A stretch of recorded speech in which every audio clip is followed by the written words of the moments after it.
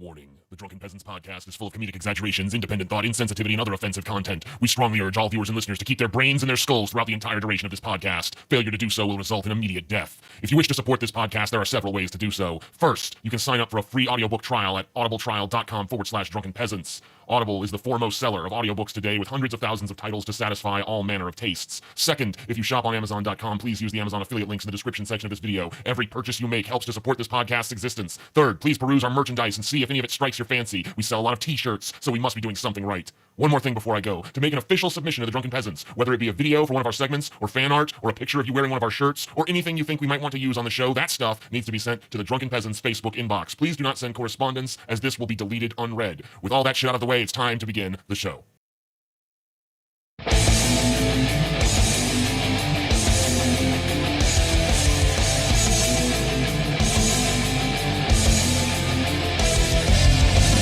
Coming to you live from the frigid armpit of America, this is the Drunken Peasants podcast with Ben and TJ, bringing you opinions of the news from an altered perspective. Fuck it! Hey, man. You got a joint?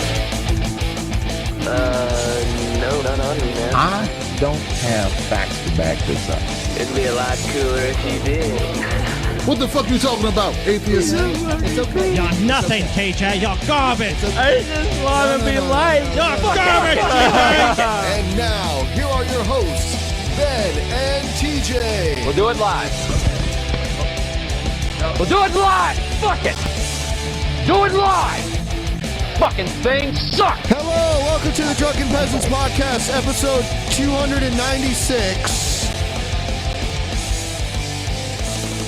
Yeah, bitches. Smoke weed every day. Hello and welcome to any new viewers that we've added since our last episode. I can't hear you. You're a piece of shit. Scotty's microphone. So, Scotty, what do you have to say about the thumbnail to this episode? I can't even. Can you guys hear me? Yeah, I can hear you now. I haven't seen the thumbnail. You haven't seen the thumbnail? He has not seen the thumbnail. Really? Apparently. No. I showed it to... No, you saw it. Here it is right here. Well, see it, Scotty? Here's the thumbnail. It's a picture of TJ and some other person. Who's that person right there? I honestly Giving something cannot tell that you. appears to be money, American currency. Looks like about $1,000 if I had to take a guess. I'm stumped, just as stumped as you guys are. We can't see the individual's face, so That is true. it's impossible to tell who that could possibly be. He is of similar build and hairstyle to you, though. What a coincidence! But this is a common hairstyle. Sure it is. So I mean, TJ, Yes. thoughts? I was there. I remember who it was. Who was it? who was it? I've been sworn to secrecy. I see. If only we could figure it out. Yeah, it'll be a mystery for the ages, I guess. Yeah. All right, so, our last episode was extremely popular. Our most popular and fastest growing episode ever. Sure. By a factor of like 3. Yeah, it is now our most viewed upload, and it's only been up for 2 days. It has, right now it's showing 334,000, or I'm sorry, 334,000 views. Cool. And and it came out 2 days ago, and our second most viewed came out a year ago. That's pretty crazy. And we didn't need Brett fucking Keane. Oh, shit. Well, he was on the show. He was at That's why it was so popular. He was on. That's at the why, very of end. course. No, yeah. The tens of thousands of people that came to watch us that night were coming to see Brett Keane. They knew eventually he'd be on. Eventually. So, like, the first, 6.5 hours, that was useless. No one liked that part. When the 15,000 live viewers were watching, before that didn't matter. What a crazy show, though, man. Yes, it was awesome. What an interesting, documentation of a crazy night that shocked pretty much everybody that I know. Yeah? Wrong. I wasn't shocked. Wrong. Wrong. Wow. I mean, I if I remember correctly, and I have a pretty good memory. I would say I have the best memory here of anyone here. I don't think it's a question. I have the best memory. No, actually, Paul, how dare you interrupt me? I have the best. Working memory You're here. the puppet. Excuse me. You're the puppet. You're the puppet. You're a puppet. You are the puppet. You're a puppet, Paul Zico. Scotty, you're the puppet. Wrong. You're a puppet Wrong. of TJ. This is weak, Paul. You're weak, TJ's Paul. puppet. Paul, you're weak. Weak, Paul. You're weak, Paul. You're weak. I am strong, and you're weak, Paul. So the strong person's now going to talk. Do you understand? I am not a puppet, Paul. And let me tell you what happened. Wrong. I predicted Donald Trump's victory. I'm pretty sure that I made a bet with TJ for $1,000. And TJ actually, I think TJ, you still haven't paid me my $1,000. Weren't you supporting Hillary? Yeah, I think maybe that. I think that's what happened. I think TJ supported Hillary. Why do I have such a hazy memory of who picked Yeah. Sake Look, makes me I sleepy. always remember, and I have a great memory. Scotty, I have the best memory. what was that drink you made for everybody right after the last show? Oh man, I don't recall. I don't think I made a drink. You called it Scotty's special forgetful tea, I think is what you said it was. No, I don't. I think it was a Bill Cosby cocktail. You know, I don't think I made any sort of drinks for anyone here. I might have had a water myself because I don't really drink. I've seen you drink on numerous occasions, Paul. Perhaps you had too much alcohol that night. That is true. I do imbibe in alcoholic beverages from time to time. Well, I mean, I would say a lot. I mean, you drink a lot, Paul. I mean, every day you've been here, Paul. Let's be honest. I've been drowning in alcohol. Drowning in booze. Yeah. Every day. You're right. So. Yeah, but crazy. You got problems, show. Paul. You're an alcoholic, Paul. It's intervention, Paul. A lot of people are like uppity about they're like Paul and Scotty and Ben look so fucking stupid because they were calling it for Hillary. What dunces? And it's just I never did that. Yeah, well, whatever. Okay, Speaking sure. for myself. Okay. Yeah. I did look pretty foolish. I had to eat some crow, but I feel like I came to the truth of what was happening earlier than a lot of people in this country did, simply by virtue of the work that we were doing on the show. Yeah. Like we kind of figured out what was happening before your average American knew. Like we were going, holy shit, Trump's a thing, before people were even there. Like they were still happy at the Hillary acceptance convention area, But who knows, man? Now's the time in today's show where we're going to talk about the wheel of we're now going to call it the wheel of misfortune, but it's still called the wheel of torture prize. Yeah, whatever. Yeah, whatever. Yeah, why change it? Have you guys kicked in your money? No, I have not done it yet. All right. Well, I've kicked in mine. Yeah, we're going to. I will do it. The money is up to the prize for the winner of the wheel of misfortune, which will debut on episode 300 of the Drunken Peasants podcast. The winner of that is going to receive $2,135. The contestants are, of course, our very own Paul's Ego, Pimp Monk, and Mr. Repsion. We will have Mistress Juniper Gin, right? Yes. She will show up and she will beat their useless fucking asses when they get questions wrong. And if everyone makes it to the end of the night, then whoever has the highest score on the trivia will win the money. Wow. Go ahead and plug your mistress, Paul. And remember, the Maybe more I'll you earn brownie guys donate to this prize fund, the more competitive the little piggies. Oh, I've already reached my. I'm coming hard, but Yeah. This little piggy is pleased to speak briefly about his mistress, Juniper Gin, who offers And you've earned more spankings than anyone else. I know, and whatever. She offers a bevy of delightful things that are all, I think, in the description, if I'm not mistaken. And it would be cool if you guys wanted to partake in those things, because it would help her get her out here, pay for her flight and her lodging while she's down here. So, yeah, and if you want to see, she's also done an AMA over on the Drunken Peasants subreddit. If you want to see her answer questions, yes, she's opened an AMA over there. If you want to ask her a question, or if you just want to see how she's answered the questions that have already been asked. You can check that out over there, and she also, of course, has. Are the links in the description? Yes. Yes. You can buy sessions with her. You can buy, I think, tapes and cam girl all shit, kinds of things. Stuff.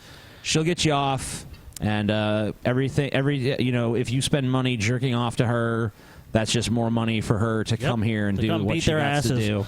Paul, I just want to say it's really lucky that I'm not in this competition, because I would be winning the money because I wouldn't miss a single question.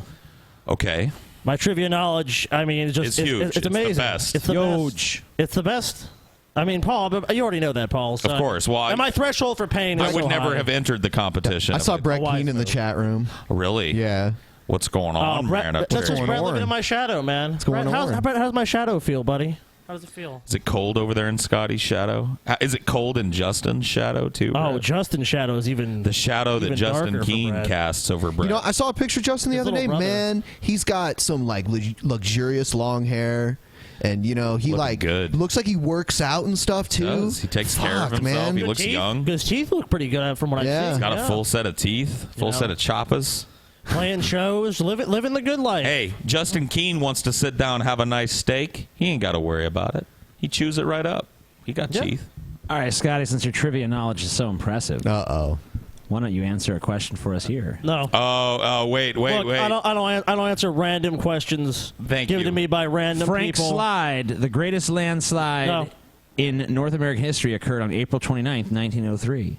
It happened along the Crow's Nest Pass of the Canadian Rockies in Frank, Alberta.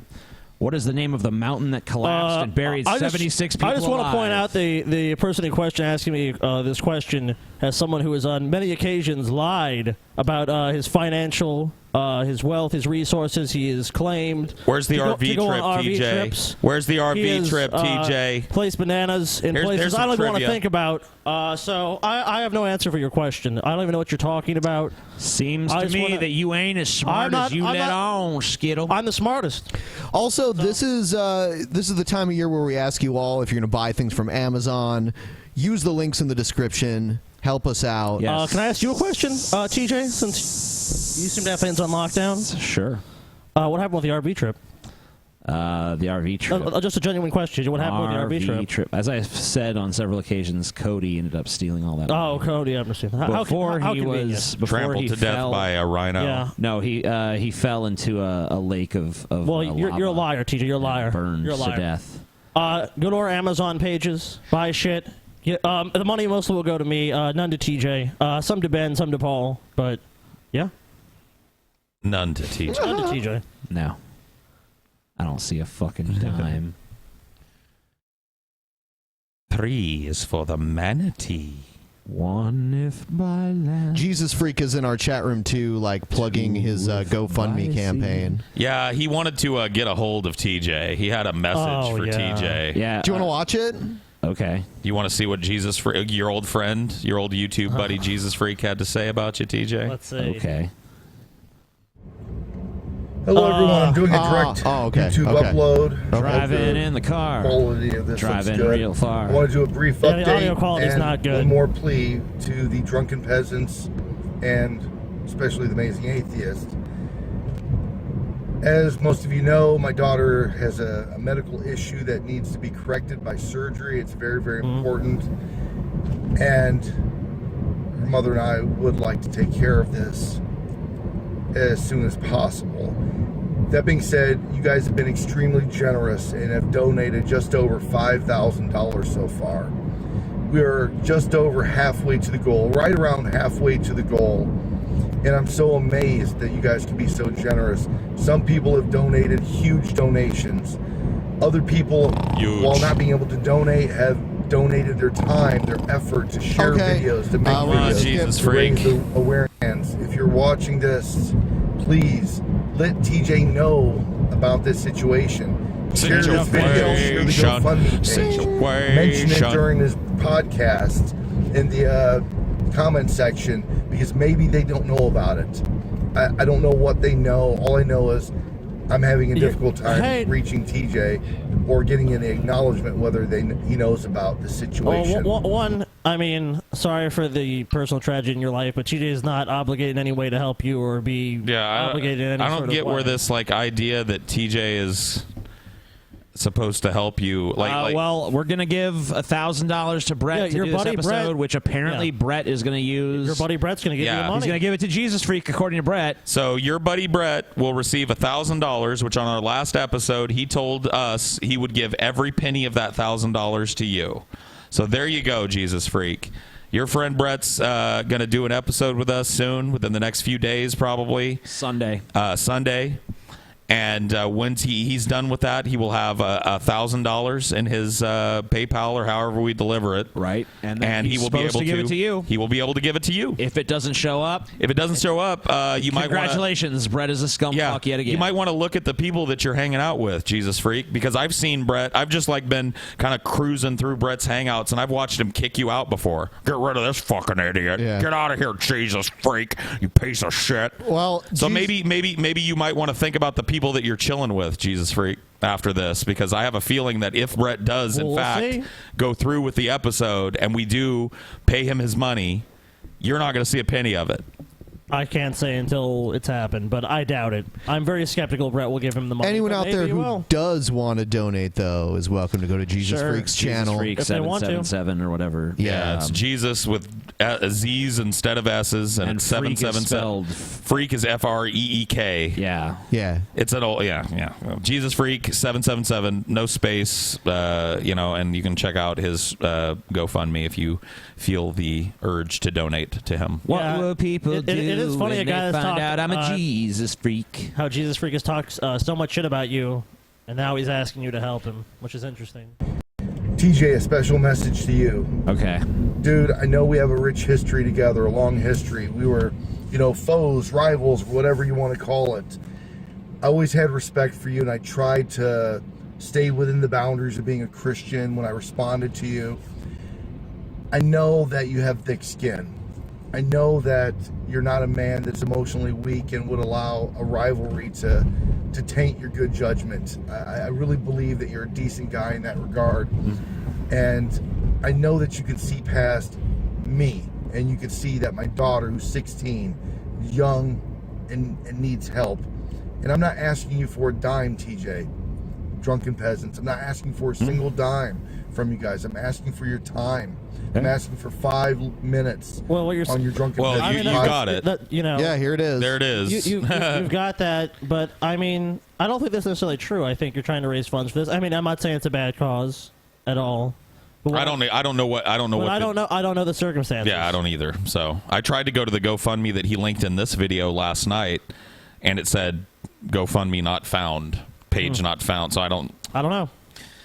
I couldn't look into it myself because I wanted to see if there was any more information about what it's for. Yeah. Because my daughter has a medical problem is a little vague. That's very vague. So. I don't know. It could be a very serious issue. It could be. I don't know. We have to really see. But whatever. You got your 5 minutes. We talked about it. Go check out Jesus Freak if you want to donate. Yeah. And once again, if Brett Keane follows through with what he said he would do in the last episode, you got $1,000 coming from him. If not, then you don't. If not, then might want to look at your friends. All right, let's take a look. All right, let's move into this. Strains you love. Every day. Strains you love. Strange you love. So, I'm wondering which strain we should try. I do have a fresh bag of flour that I haven't opened yet. Dude, Skymaster, though, bro.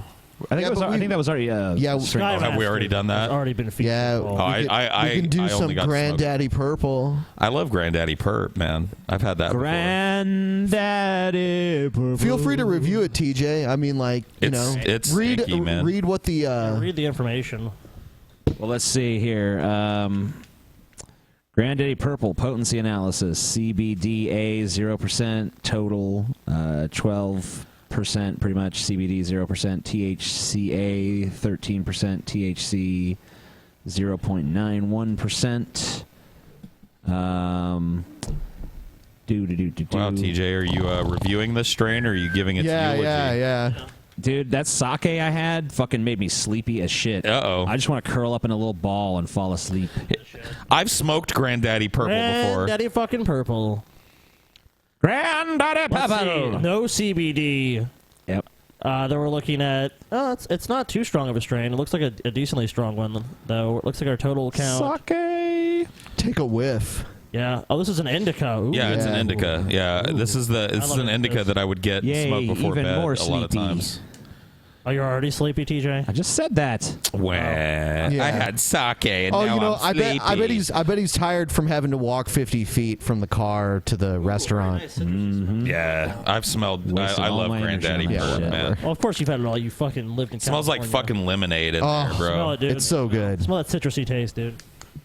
Well, not taste, but Smells like a tall glass of fucking lemonade in that bag. Yeah, very citrusy. Cool and refreshing. Here you go, Benjamin. All right, I just need the grinder. There's already weed in it, though. yeah, there's already some right there. Might want to put it somewhere. That's not the Skymaster. Grant. Yeah, that's Skymaster right there. Have anything else? Because I'd look. We're gonna have to grab like a. All right, well, Okay. God, you're that'll dumb. save it. Why? What's in there? Nothing. That's one of empty. the ashtrays. Oh, Hey. strains you love. Every day. All right, hand me. Whatever, there's still a little bit in there, but it's fine. Yeah, that's fine. Hand me the other pieces, please. Yeah, you have to grind. You actually have to grind Someone said stupid segment. Okay, cool. That's all right. it. Well, guess what? We still doing it. So, too bad. Oh, we're gonna cover Trump stuff. The show is yeah. The show's just beginning. the show is over 2 hours long. It's 2.5 hours worth of debauchery and internet retardation. Yeah, don't worry. It's coming. It's coming right in your ass. People are just not very patient. Yeah. Patient at all. Gotta learn how to take it. You lack discipline. You lack a discipline. Poor Scotty. You are a member of the Poor Rebel Scotty. Alliance and a traitor. Take her away. Why'd you say poor Scotty? Because you were like, No, I was just stretching. That is correct. that was gonna be like some scanners shit, dude. Oh, dude, looks like the stretch. I can't wait Never till move your Vader body, comes dude. back. Yeah. Vader will be back soon. We've already got his starship built for him here. Yeah, I'm about to put that treadmill I bought together, man. You know, any day you want, anytime you want. Someone said, "Who gives a fuck walk. about your plants, you cuck faggots?" Well, obviously you, since you're watching. Yeah. I give a fuck about There's them. one. I do What too. do you mean? Who? Yeah, Me? I'm everyone asking. of the people in this room, 100% care. Yeah, I like weed. So we all care. I like smoking it. Would you guys agree yet that cuck is the most overused word on the Oh, internet? it's a terrible. Cuck and regressive have become meaningless because it's just they become that worthless catch-all word. Oh, there goes a cuck! I disagree with you. It's just an insult. Regressive beta cuck. Regressive beta cuck. And it's not even like it's not even a new insult either. Beta It's cuck. just an old recycled Shakespearean insult. Not to mention, it's Thou art a cuckold. the definition's pretty much become saturated to mean almost nothing. Like, what does it mean? Fie on you, woman! Thou hast made a cuckold of me. Cuck, cuck, cuck, cuck, cuck, cuck, cuck, cuck. Wow. Okay.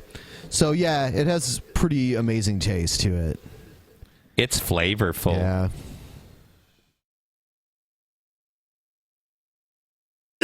Black, fat, micro, beta, Micro. regressive.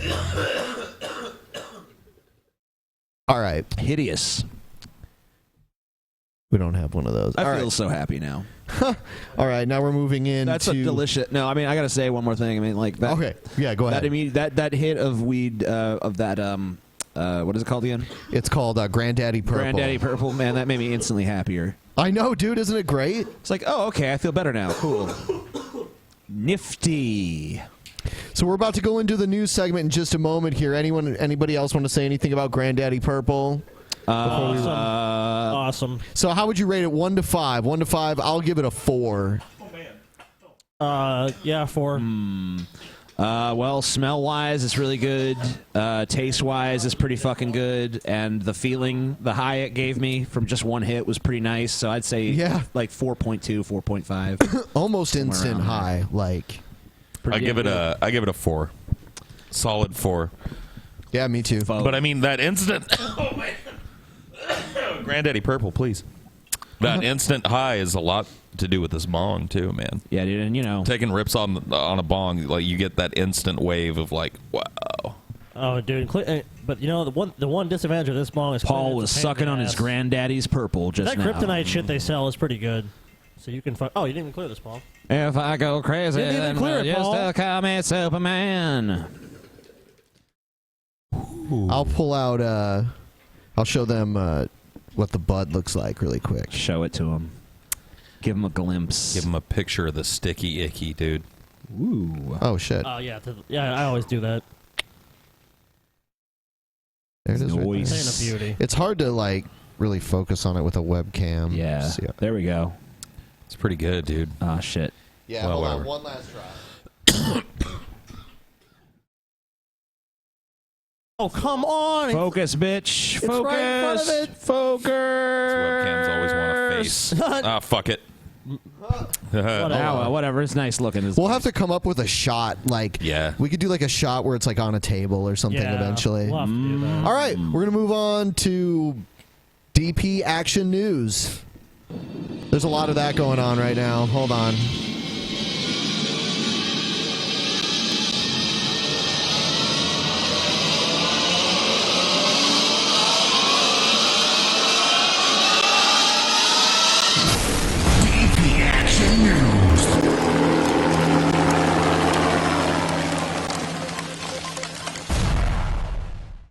All right. Here's this is going to infuriate the people that say we talk about weed too much. Here's a news story from Fox News. States vote to make America baked again. Sweet. The "Make America Baked Again" was in quotation. Oh yeah. Stupid wordplay. Rocky Mountain High. I guess they're like really getting high out there, huh? Mile high, The high. rapper and actor posted a series of tweets lamenting Donald Trump's ascendancy to the White House. Snoop also suggested he was moving to Toronto, asking rapper and real estate agent Drake for a hookup on some property. But Wait, Drake is a real estate agent too? Marijuana he's is now Canadian. legal He's in California. Canadian. Oh, okay. Yeah. He's from Toronto. Gotcha. He was on that show like Degrassi or something like that, wasn't he? Yeah, he's a piece of shit. Yeah. Yeah, he tweeted, Drake sucks, "Smoke can't to rap." that." And by smoke, I think he means marijuana. Ah, good time. Snoop Dogg smokes marijuana, really? By smoke, I think he means marijuana, you guys. Look at the name. The name of this show is Red Eye, man. Like, all of them gotta be stoned. Yeah. They're on Fox News, you know. Dude, I've known just as many conservatives as liberals. Do you know how high I'd have to be to work at Fox News? Dude, I can only wonder what it's going to be like in Arkansas. All the fucking rednecks smoking weed. Yeah, they're medical. Yeah. Medical? I thought that they... No. That was one medical. of all the things we got right on election night coverage. One thing we got wrong is that Arkansas passed medicinal, not recreational. medicinal. Still better. Still cool, but still a foot in the door in the South. Better. Yeah, Florida too. Florida also passed medicinal. Massachusetts and Maine passed recreational. All right, here we go. Just California and Nevada. Again. On Tuesday, Maine, Massachusetts, and North Dakota also voted to legalize pot, seen here, for recreational use. And Florida Seen voted here? to legalize it for medical use. Because, you know, no one for knows what it disorders looks like. PTSD, As seen on TV, HIV, pot. And cancer. Carly, is this good for America? More pot? I think so. I'm Yeah. I think so. Sweet. Hey, whatever. Okay, wow, I'm surprised. I still don't like the way she said it. Whatever. No, She gets high, dude. You can tell. I think so. That's not all she putting their gets. foot in the water with legal for this or that. Yeah. People should have it for. Was that a sexual innuendo, Ben? I don't know what the for fuck you're cancer, talking about. PTSD. No, why I don't not know what for, the fuck you're talking Right by the about. pussy, right, Ben? Well, I believe. Boredom. I don't even wait. I just grabbed him by the pussy. Legalization in terms of medical use is pretty broad. I bet that pussy Like, nice doctors and can wet right now. prescribe it for things that they see fit, even if it's not HIV, cancer, or PTSD. Yeah. So that's, like you said, dipping your foot in the water. But if Donald Trump wants to become popular epilepsy would be with another the major one. millennials, he could just legalize pot nationally. That could be one way to do things. Is it that popular, Gavin? Tell me what's going on with the drugs now. I don't. Is pot popular? The drugs. Oh, I hate him. What do you mean, the pot itself? You can't handle the truth. I mean, it's funny that they started out this thing with a pretty reasonable debate. And I want it legal, don't get me wrong. Yes. But it is green acid. And by the time they pass this through... Green coast to coast, acid? people are just going to be able to eat. Excuse me? This is the same moron. All right. And the strange thing is people actually go around respecting this guy. This is the same moron who said, like, you know, there's adults playing video games. You should be building a table like a man. Like me, build shit like me. And now he's talking about, This weed they got now is basically green acid. Oh my God! So like he's obviously never taken acid because acid fucks you. He's never taken acid and he's never smoked weed. I smoke weed every day, and I recently, within the last 5 or 10 days, took acid. At truck stops, and they're two different things. Acid fucks you up like. They're two very You would different never experiences. in your life confuse an acid trip for being high. Yeah, no, obviously not. Dude, it's a total false equivalence. This guy's a fucking idiot. Every time I hear this guy speak, he says some stupid shit like this. And the worst thing about him is he has such a high opinion. Like, he's like, I'm a oh my God. I saw a debate between him and Jesse Ventura. To swallow him up and just fucking... Super intellectual. I want there to be a hell so Satan can jab his ass with a fucking pitchfork till the end of time. Sorry, go ahead. In Paul's globalist society, a man like this can be saved. Because all he needs is to be exposed to the folly of his position. Hey. All we have to do... Paul, what? Quit copying off of Evan Lefebvre. Whatever. Evan and I, as far as I can see, are allies in this. He's not copying because Evan said that he's the Apostle Paul. So right, I am the Apostle Paul, so I'm doing what I'm supposed to do. Quit doing it, Paul. Be quiet, Piece man. of shit. Ben's trying to conceal the truth. All I'm saying is that, like, if we put this dude, Mr. Green Acid here, and locked him in a room with all the amenities he needed, but he's got nothing but, like, stoner food, and we pump, like, THC into the air supply. And we just give him a bunch of video games. And give him a bunch of video games and a bunch of old movies, good old movies, and just leave him there for about a week. At the end of that week, he would admit that pot is cool.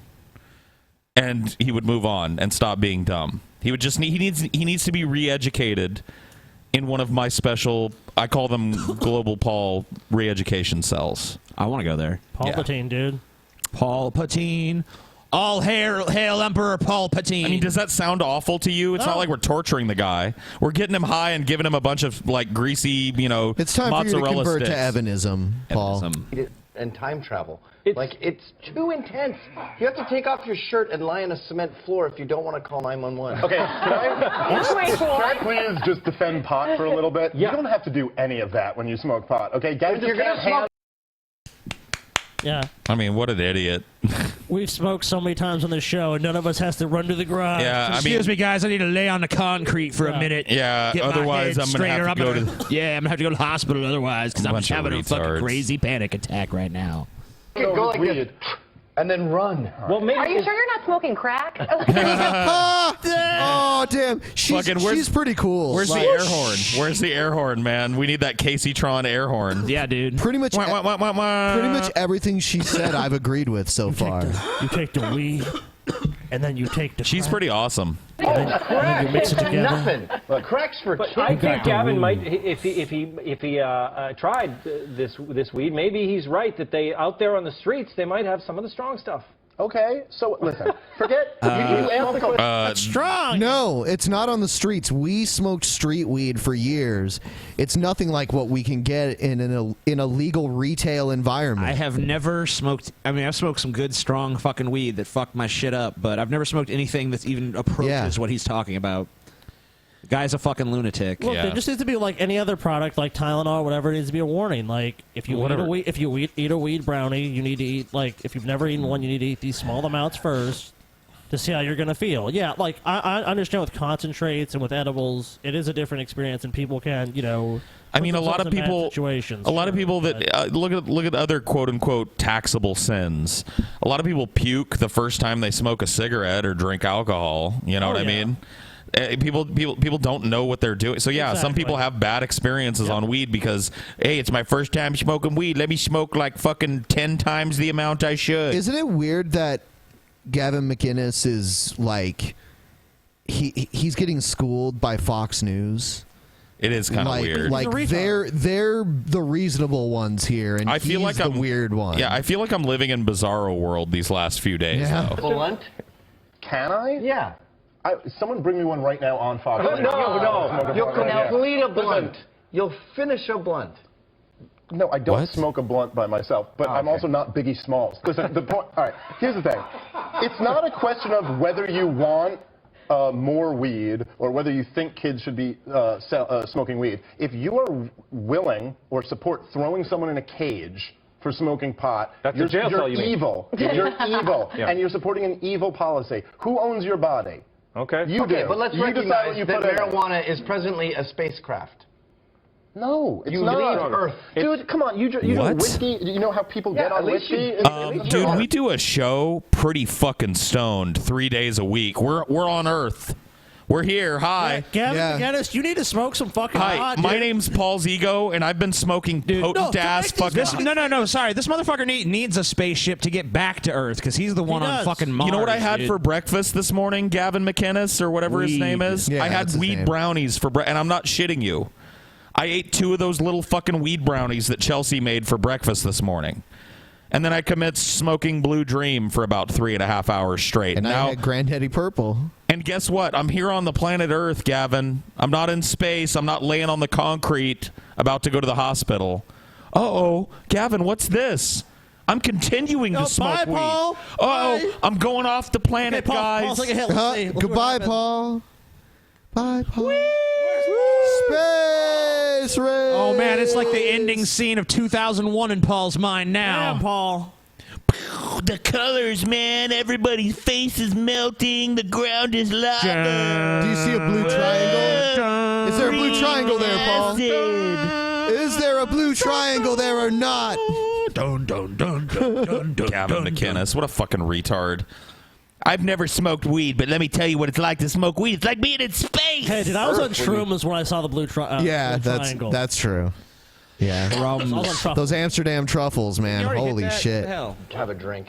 Ray, I would say that Dave is Biggie Smalls. What do you think? I think he's Biggie, Tupac, Kanye, DMX, all rolled Wow. into one. Oh, wow. Thanks. Oh, and If you- they were that was all a white roll lame reference. dudes, that's yep. Okay, we got to go, but should we legalize it, Ray? Yeah, I think we should. And why not generate some tax revenue, mellow some people out?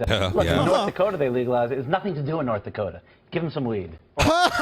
Wow, this guy's cool too. I like this. Dude. I like that. Nothing to You know do what, dude? there. I feel like I'm living in fucking bizarre world. This is Fox This is a News. Fox News panel that there's only one douchebag on it, and the rest of them are all reasonable people. And he's a well-recognized douchebag, Right. You know? Yeah. Why not? Okay, I think I've been out there. I think it's fantastic. Okay, coming up. I've been out there. I think it's fantastic. I've driven all the way across North Dakota, literally from one side of it all the way to the other. It's not nice. Sorry. I mean, there's a lot of pretty wilderness out there. No, like that type of shit. The only cool thing in North Dakota that I saw was it was right before I hit Montana. It was Teddy Roosevelt National Park. That was Sure. awesome. Yeah, dude. I mean, look. There's nothing. There's really nothing better than getting a bunch of weed and going to the woods for the day and just communing with nature and some weed, man. We should go to Rainier. TJ's like, sometime. yeah, fuck you. nature. Dude, go into a pretty place that's a little out of the way up in the mountains somewhere and smoking some weed and talking with friends, dude. That's a cool experience, Dude, TJ. Fuck you. TJ's dumb. Let's take TJ to Rainier. He has to go. Yeah, with dude, us. we'll go to Rainier and we'll smoke out on the fucking, however they'll let us smoke out. We'll smoke out at Rainier, man. Nature. We'll eat a picnic. We'll pack some stoner food. Well, you know, Paul isn't going to go on some crazy long No, hike. dude, I'm not gonna hike all the way. Yeah, Look at me, we'll dude. I'm probably fat just as walk fuck. for like 20 minutes. Yeah, dude, we'll go somewhere where we got to walk in a piece to get to a picnic area. We'll sit down. We'll smoke some TJ, weed. there's always the easy. All right. There's always the easy tourist All right, trail. fine, faggot. Jesus. Come on, buddy. Listen to him. Fast.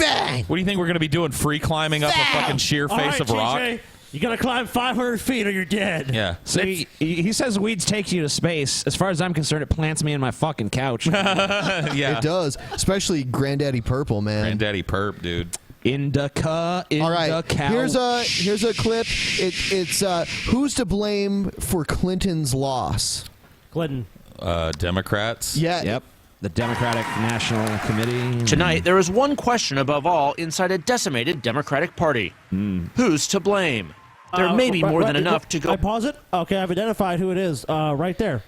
It's probably Let's hear. both of the people we see. Well, yeah, them and everybody else in that room that's clapping. The whole Democratic structure that elevated Hillary Clinton to the nominee. The lightning rod is right there, though. The most unpalatable Democratic candidate in recent memory. You know, new stuff has come out. We know now how many people voted and shit. And here's the thing. And Scotty's the one who brought this to my attention. He's the one who found this out. Went and did some research. Donald Trump got 59 million votes. Okay?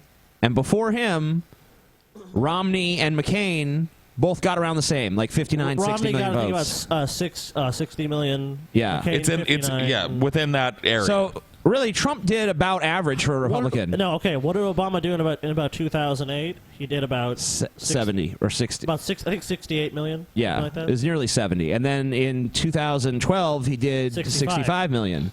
Hillary Clinton did 59 million. Significantly less. So millions less, and the population has increased. So Trump did about average for a Republican candidate. Hillary Clinton underperformed. She at least underperformed the standard set by Obama.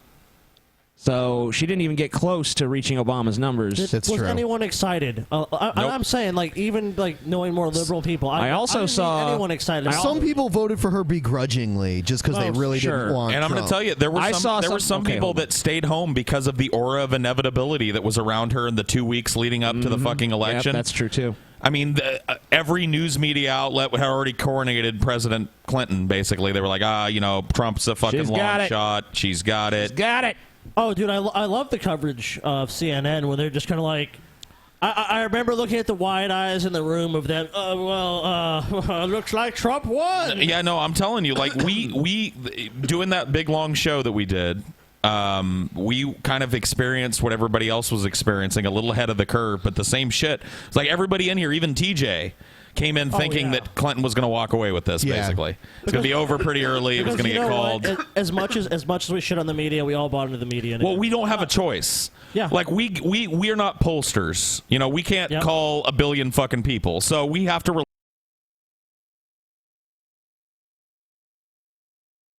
All right, we're back. Sorry for the hiccup in internet connection. Little network hiccup, but yeah, to wrap up what I was saying when we dropped, nobody that was looking at the numbers that everybody had saw Trump coming. Now, guys, you know what?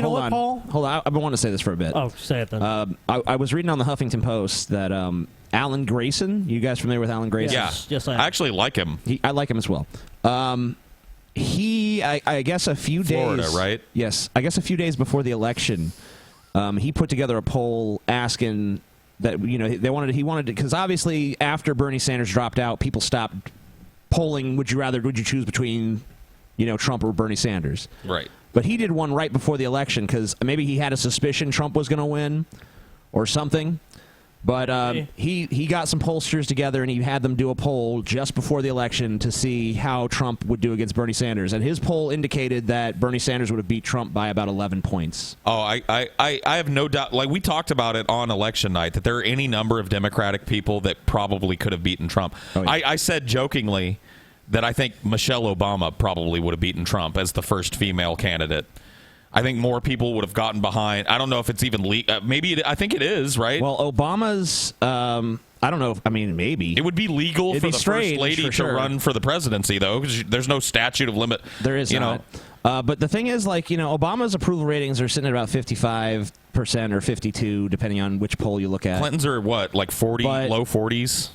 Yeah, or even sometimes like high 30s.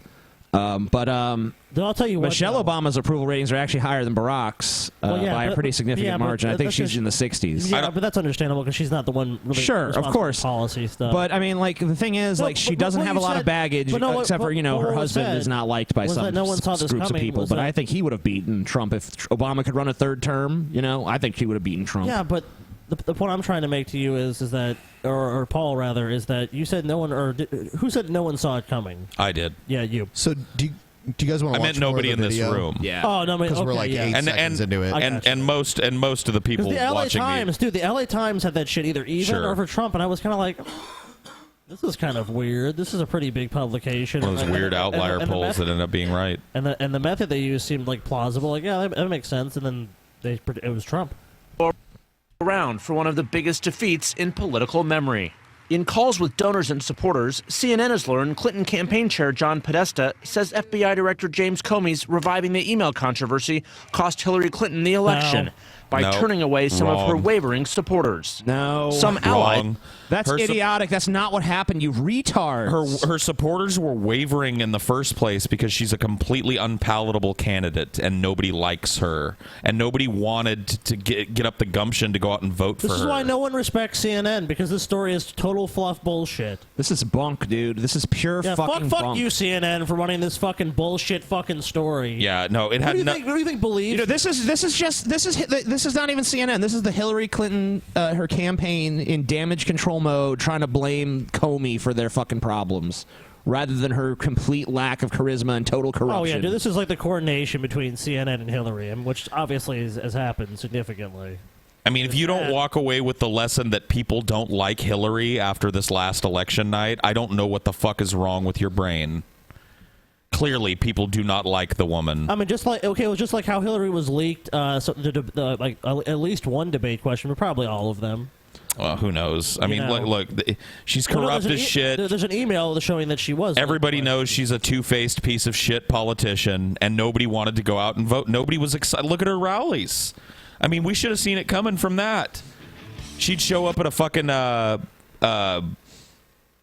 high school gymnasium and get 100 or 200 people. Hillary. Trump's filling fucking football stadiums and shit. The writing was on the wall. It's just all the data was Hillary. All the polls, Dude, Hillary. I'm sure that there was plenty of people who fucking, when those pollsters called them, they said Hillary, and then I don't think they went out and voted Trump, but I think they just stayed home. They didn't fucking, they're like, Hillary, whatever. She's got it in the bag anyway, plus I don't like her. I remember when the primaries, when it was like, okay, Bernie was running, and we were all like, what day is the primary?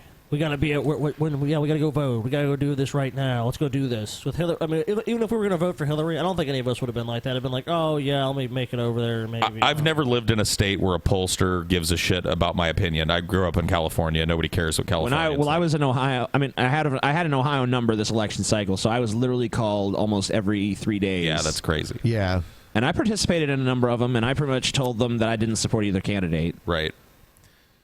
But I don't know. All the polls were wrong. All the pundits were wrong, with the exception of a few outlying people and crazy people on fucking 4chan and the Donald subreddit. Yeah. The Donald subreddit. Oh man, those motherfuckers. But I mean, like the real question is like, were they right because they saw something we didn't, or were they just right because they just happened to be right? I think it's more they just happened to be right. I mean, I think some guys, like when Razor Fist gave his explanation, I thought to that myself, like, okay, this guy actually had and thought process behind this. I think a lot of people. But I've seen a lot of these centipedes and shit. Yeah. That just, I think a lot of those dudes are just memeing. Like, they're just fucking seeing how hard they can meme each other. But I think a lot of them probably looked at the same methodology that Razor Fist did, because he retweets a lot of that shit. Yeah, sure. If you look at his Twitter, he retweets a lot of that MAGA shit, the centipede shit, you know. I mean, but the real point is that any strong Democratic candidate would have won because of just surely the sheer numbers. If Obama can get 68 million votes. Yeah. I mean, look, there was a lot of votes left on the table, obviously, in the Democratic Party, and I think a more exciting, more palatable candidate like Bernie Sanders, maybe, I don't know, I'll just pick a name out of the hat. Bernie Sanders probably would have done a lot better against a Donald Trump. But I was in Clinton headquarters just a few days before the election. But he lost the Democratic primaries. And we were looking at data that was very favorable. Yeah, not to mention Clinton picked herself to run. The Comey announcement had kind of turned that data in a different direction. Yet others believe the blame begins with Clinton and her campaign.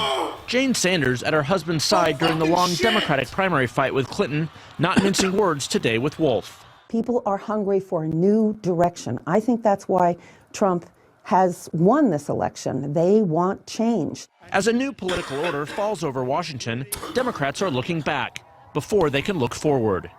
Two central.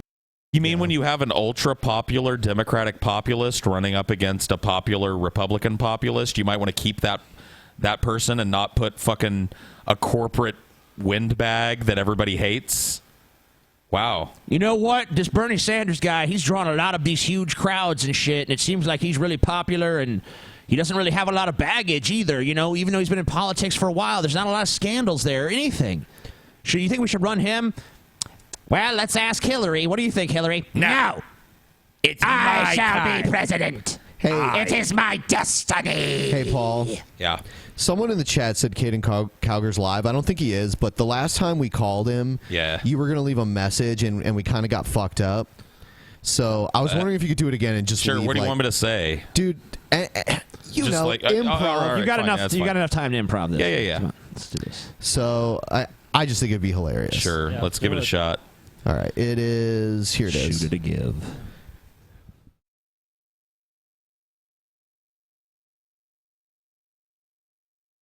Oh, hold on. I'll just do it like Gonna call Mr. Caden Cowger.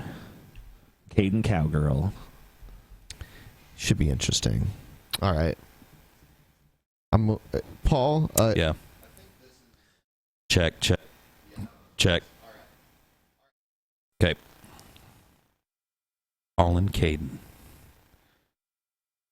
Calling Caden Cowgirl.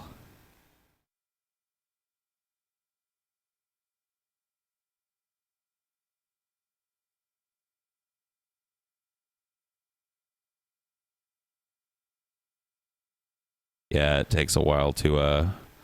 Sorry, guys, for the dead air, but I don't want to be talking when it picks up because it goes pretty quickly to the message thing, if I recall.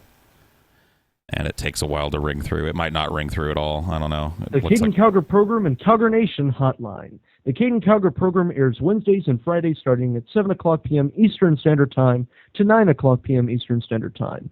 If you're trying to call into the show, please call back again, and we will try our best to get you on air. If you would like to leave a message or have a tip for CowgerNation.com, please leave it after the tone. Hi, Caden Cowger. My name's Paul Zigo, and I'm on a podcast called The Drunken Peasants, and we are all absolutely devastated by the election results that happened this past 2 days, and we think that Hillary Clinton was robbed of her rightful place. And we think that James Comey, his reopening of the email investigation was absolutely devastating to Hillary. And we would like to talk with you. So, if you get the chance to pick up one of our calls, maybe when we're live and you're live, that would be great because we're looking for answers, man. We're looking for answers. Thank you, Caden. Love you. Bye. You love him. I love him. Yeah. Love you, bye. I don't know. Yeah, so let's see what else we got here. Yeah. You know that blunt? Yes. There was whack throughout it. Oh, that would explain why I'm in space right now.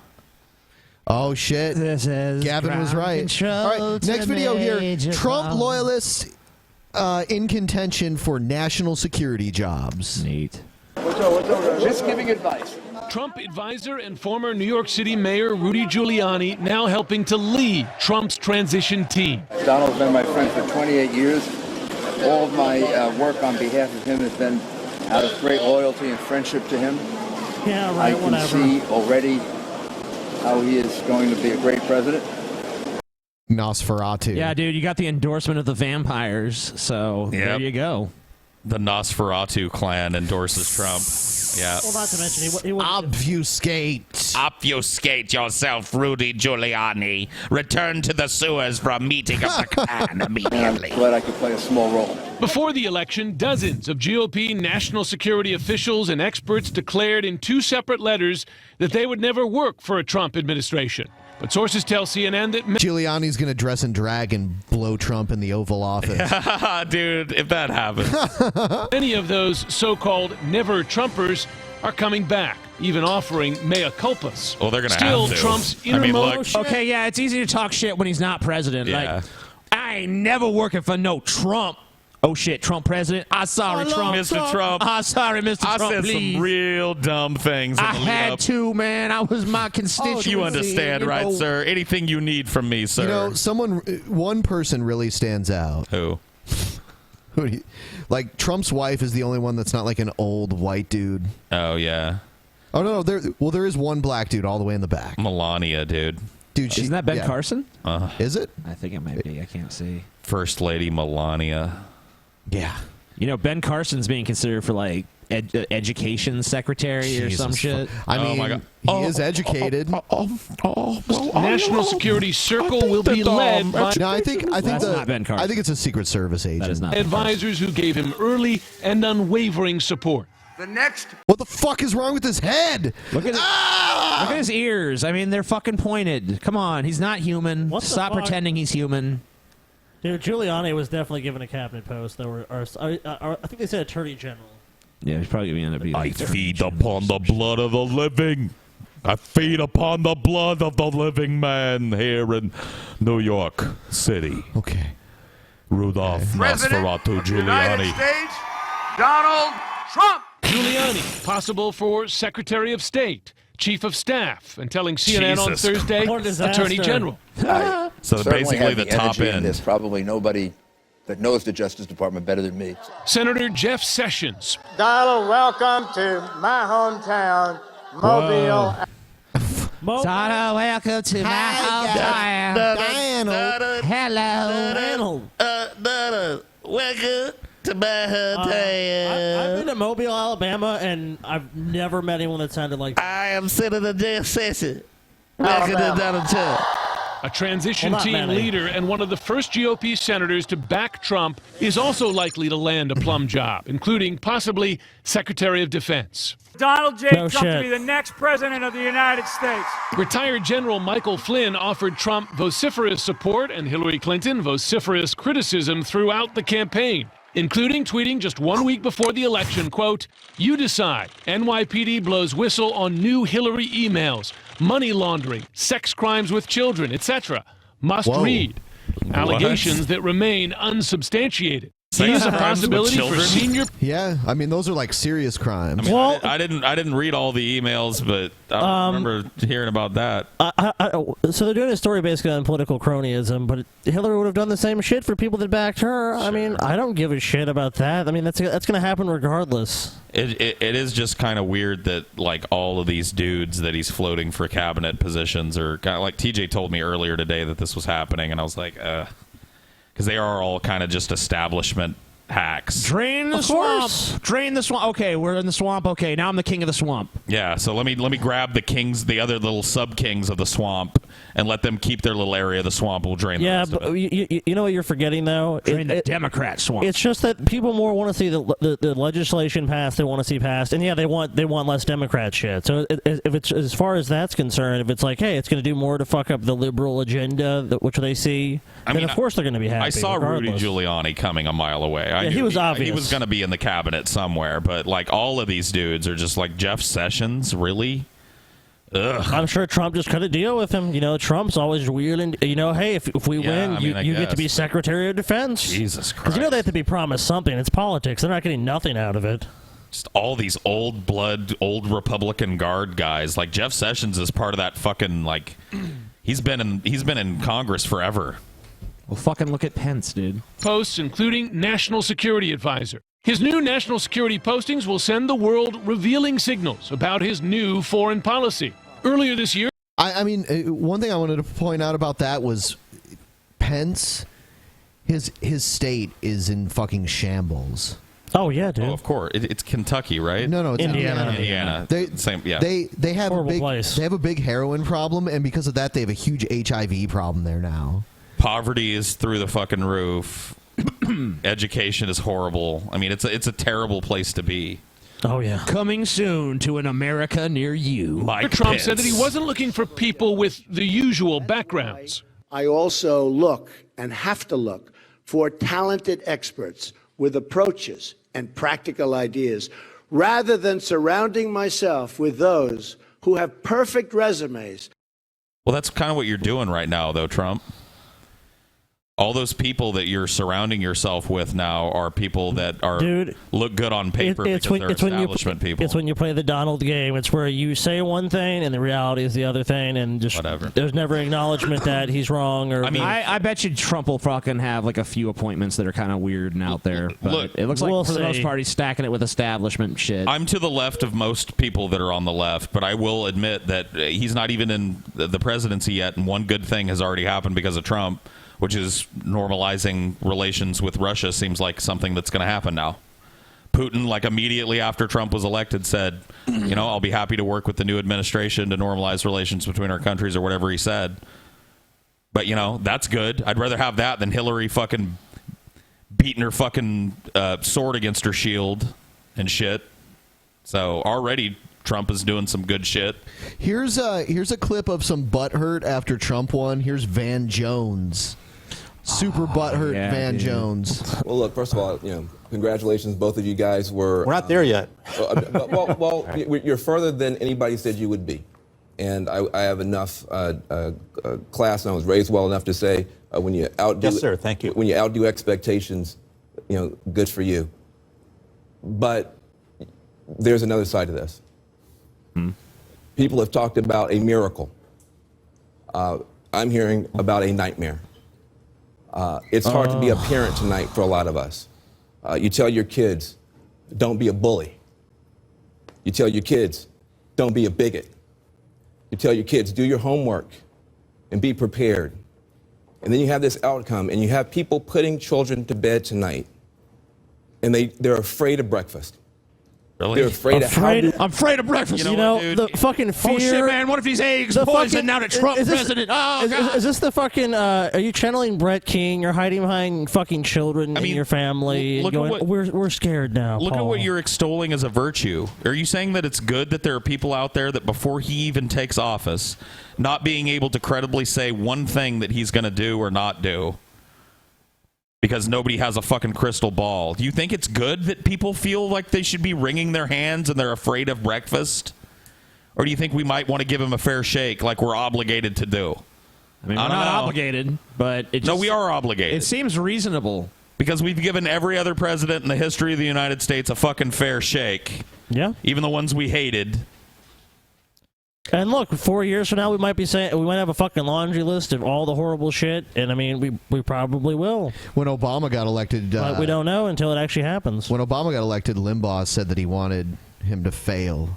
Oh yeah, I mean, like, look, this is we're gonna hear the same shit from the left wing now. Yes, this is. Well, I'm not going to say that. I mean, this is basically that speech now. Donald Trump is an awful person, and he makes children feel bad about. Dude, I am themselves. so sick of this fucking fake shit all the time. Where it's like, and my 7-year-old daughter saw Trump on TV, and she asked, and she comes to me and she says, "Daddy, are women going to lose the right to vote?" And it brought a tear to my eye. Like these obviously fake stories about these kids that are just super worldly and concerned about politics. Daddy, is President Trump going to grab me by the pussy?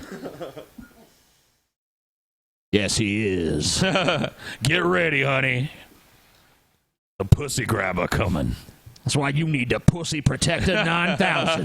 The DP patented pussy protector. Are you afraid of Trump grabbing your pussy? Then you need the DP patented Pussy Protector. We actually should make that. Fuck yeah. Yeah, this Just fucking 4 easy weepy payments of emotional $19.99. response from these fucking Democrat people. I don't buy it for a fucking second. It's just contrived shit. You all knew she was a piece of shit candidate. And now she's a saint. And you were trying to force fucking a horrible, horrible meal down the throats of America, and they decided not to eat that meal. They decided to go for the mystery bag lunch. Yeah. So we'll see what's in the what's behind door number 3. Well, I explain this to my children. I have Muslim friends who are texting me tonight saying, "Should I leave the country?" Oh my God. I have. Well, you have histrionic friends then that are terrified tonight. This was many things. This was a rebellion against the elites. True, it was a complete reinvention of politics and polls. It's true, but it was also something else. We've talked about race. I mean, we've talked about everything but race tonight. We've talked about income. We've talked about class. We've talked about region. We haven't talked about race. This was a white lash. Trump did better with black people than Romney did. It was a white lash? A white lash, yeah. White lash. This is white America lashing out at black America, getting too much power, too much influence. I don't think so. Them Democrats for too long been giving them Negroes too much power. So we need a Trump. Take America back from them Negroes. That ain't what happened, guy. Make America white again, y'all. What happened, we talked about earlier, is your fucking party tried to shovel a candidate that nobody wanted on America, and they didn't show up in droves. And a very middle-of-the-road performance is all Trump had to put through to seal the deal. A very fucking typical Republican. This was a white lash against a changing country. Pause. It was a white lash against. It's so funny to hear someone say this, because if someone on the other side made an argument, oh, the black vote came out for Obama, that's why he won, and we had a blacklash, he would just would he sit back and go, They did say that, by the way. Yeah. Would they fucking sit back and just go, oh. People like Van Jones probably mock that shit as ridiculous. I mean, People on the right were like, "Yeah, man, this is black people gonna take over, man. This is they got the White House now. Now we're gonna have to bow to them in the streets." The longer I'm just given an opportunity to observe not just the political elite, political class, like the senators and the pundits and shit. Yeah, they're ground. But just like, the people online, the people in the world walking around, spouting their opinions, like... It's all the same bullshit, dude. I just see the same thing coming out of both sides, and they're both just blithely ignorant to the fact that they're the fucking same. They're the same as one another. All I can think of during this election is, I talked about it in one of the earlier episodes, is that fucking speech that some poli-sci professor that I had at a community college gave me about the political pendulum. And how basically the parties are two sides of the same coin, and there's this big public interest pendulum that swings back and forth between the two parties. It's been on the Democrat side for 8 years, so now it's going back. The more I think about it, the more that speech seems brilliant to me, because I think it's true. Because you see that, look, the sides are equal. The apoplectics have already started. People are talking all this weird shit about how Trump is hurting children before he's had a day in office. The same shit was done to Obama. Oh, yeah, He's going to take over America. He's going to make an Obama youth force that's like an internal police force that's going to enforce his... None of the shit that they were talking happened. Of course not. None of this shit's going to happen. No. It's just stupid. Hysterics. A black president in part. And that's the part where the pain comes. And Donald Trump has a responsibility tonight to come out and reassure people that he is going to be the president of all the people who he insulted and offended and brushed aside. Yeah, when you say... What do you think? There's no laws in the country now that Donald Trump was elected dictator? If that's what will happen, if we just had a vote and it was Donald Trump elected dictator for life by the Senate and the people, first act is going to be like executing all Mexicans or something. When you see something like that, I can understand going, I'm really scared right now. As soon as he's sworn in, he's going to look at the audience and he's going to say, "Round up the darkies, get them out of here, get the niggers back to Africa, get the Mexicans back to Mexico." I mean, Trump is a very vague speaker, but anytime he talked about inner cities, he said it was going really bad for blacks, and he said he wanted to help them. I don't know what he actually wants to do, but that's pretty much what he said. Well, he wanted their votes, and actually, it was at least as much as his black outreach was maligned, and he still didn't do great with them, but he did better than Romney, actually. Not only that, but some of the things that he was saying to them weren't untrue. And he also did better among Hispanics than they thought he was going to do. So I mean, whatever. I mean, like, he did good. He put up decent numbers of Hispanic and black voters for a Republican. Sure, it wasn't this mass exodus that everybody talked about. And this was not white lash. Like I said, Trump got about the same amount of votes as every other Republican candidate has. It's not because. He got the same support any Republican candidate has gotten. Yeah, that's run recently. It's a low Hillary Democrat didn't turnout. Hillary didn't. Your party failed you. Your party put a fucking candidate that nobody liked at the top of the ticket. But this is the SJW commentator. Basically, they have to have someone on here to go. This is a race thing. Yeah, really. This is about me being black, man. This is really about race. They were tired of Obama. There's a white lash against Obama because Obama's a black man and they're sick of blacks having power. I can disprove that right now. Obama, like we said, first election 68, 70 million. Second election for re-election 50, 65 million. He lost barely anybody. If there was this big white lash against Obama, don't you think he would have been defeated handily for re-election? Don't you think he would have been a one-term president? You know what happened to the Republican Party during that re-election campaign? The same thing that happened to you guys just now. They ran somebody that was unpalatable. Yep. To people that were normally going to vote for him, and they didn't show up, and Obama walked away with it. Well, guess what? It just happened again. Oh, Romney. Yeah. Romney. Yeah. Look, I mean, like, if you can't see that the problem here is that Hillary Clinton was a dog shit candidate, then you're a fucking moron. You have no business being a political commentator. Hang it up, retire, try a new line of work. You suck. Let's let him finish his soliloquy of bitching. You want to take your country back. you got a lot of people who feel that we're not represented well either. Yeah. But we don't want to feel that someone has been elected by throwing away some of us to appeal more deeply to others. So this is a deeply painful moment tonight. I know it's not just about race. There's more going on than that. But race is here too, and we got to talk about it. I don't see. I mean, race is a factor, but I mean, it's not the major factor here. It's not even close. You know, I'm not gonna deny race is obviously is a factor. Sure. For some people, it is sure. Sure, it always will be for some people. But I mean, look, it's like you have to separate the rhetoric of Trump from what Trump's actually going to do, because I don't really fucking know. We don't know. Some of the things he's talked about, I wholeheartedly agree with.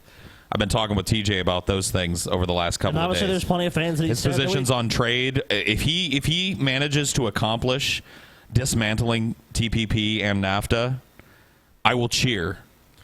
I mean, the Obama administration's already given up on TPP, from what I understand, from what I've heard. They don't have the political capital to do it. And it probably won't go anywhere. But if he manages to dismantle or weaken NAFTA in any way, I will be happy with that outcome. Yeah, that would be worth it. Next one, Bernie Sanders says he will work with Donald Trump. Mm-hmm. If you had been his competitor, and that's a big if you had been his competitor, Senator, do you think you could have beaten him? I don't think it makes a whole lot of sense to do Monday morning quarterbacking right now. The election is over. Bernie? Donald Trump won. Between you and me, Wolf, I would have loved to have had the opportunity to run against them, but that did not end up being the case. Right now, where we are is where we are. I intend to work with President Trump on those issues where he will, in fact, work for the middle class and working families of this country. I will vigorously oppose him if he appeals to racism or sexism or some of the other discriminatory measures that he brought up during his campaign. But it never crossed your mind that you might have done better? Yeah, and I mean, Bernie would have Trump's back on the trade deal thing. Of course if he would. wanted to do it. I mean, like, because Bernie is just as fucking probably more anti-NAFTA than Trump, honestly. Of course. But, so if Trump actually does want to get something done and he wants to build a liberal coalition, go have a meeting with Bernie Sanders and talk about how you can solve, because you and Bernie Sanders, you guys would be perfect to fix this fucking trade shit. Yep. Like, you could have a liberal voice and a conservative voice working together, uniting the American people, actually doing what you guys say you're going to do at the end of every election, which is unify the country behind a common goal. Because this is a thing that both people on the left and the right can get behind. Yep. Ending these shitty fucking trade deals. Getting rid of this NAFTA shit. Bringing jobs. Putting tariffs on fucking goods that are imported into this country. Bring jobs back here. Yeah, stop encouraging companies to outsource to other fucking places. Trump wants that. Bernie wants that. Why not work together? Why not work together? And yeah, on the other stuff, if Bernie wants to call Trump a racist on some other thing, let him do it. Have fun. Yeah. But work together on that. If you have some for common the good of the American fucking people. Why go scorched earth on it already? Like, walk that ground and see if you can make something happen.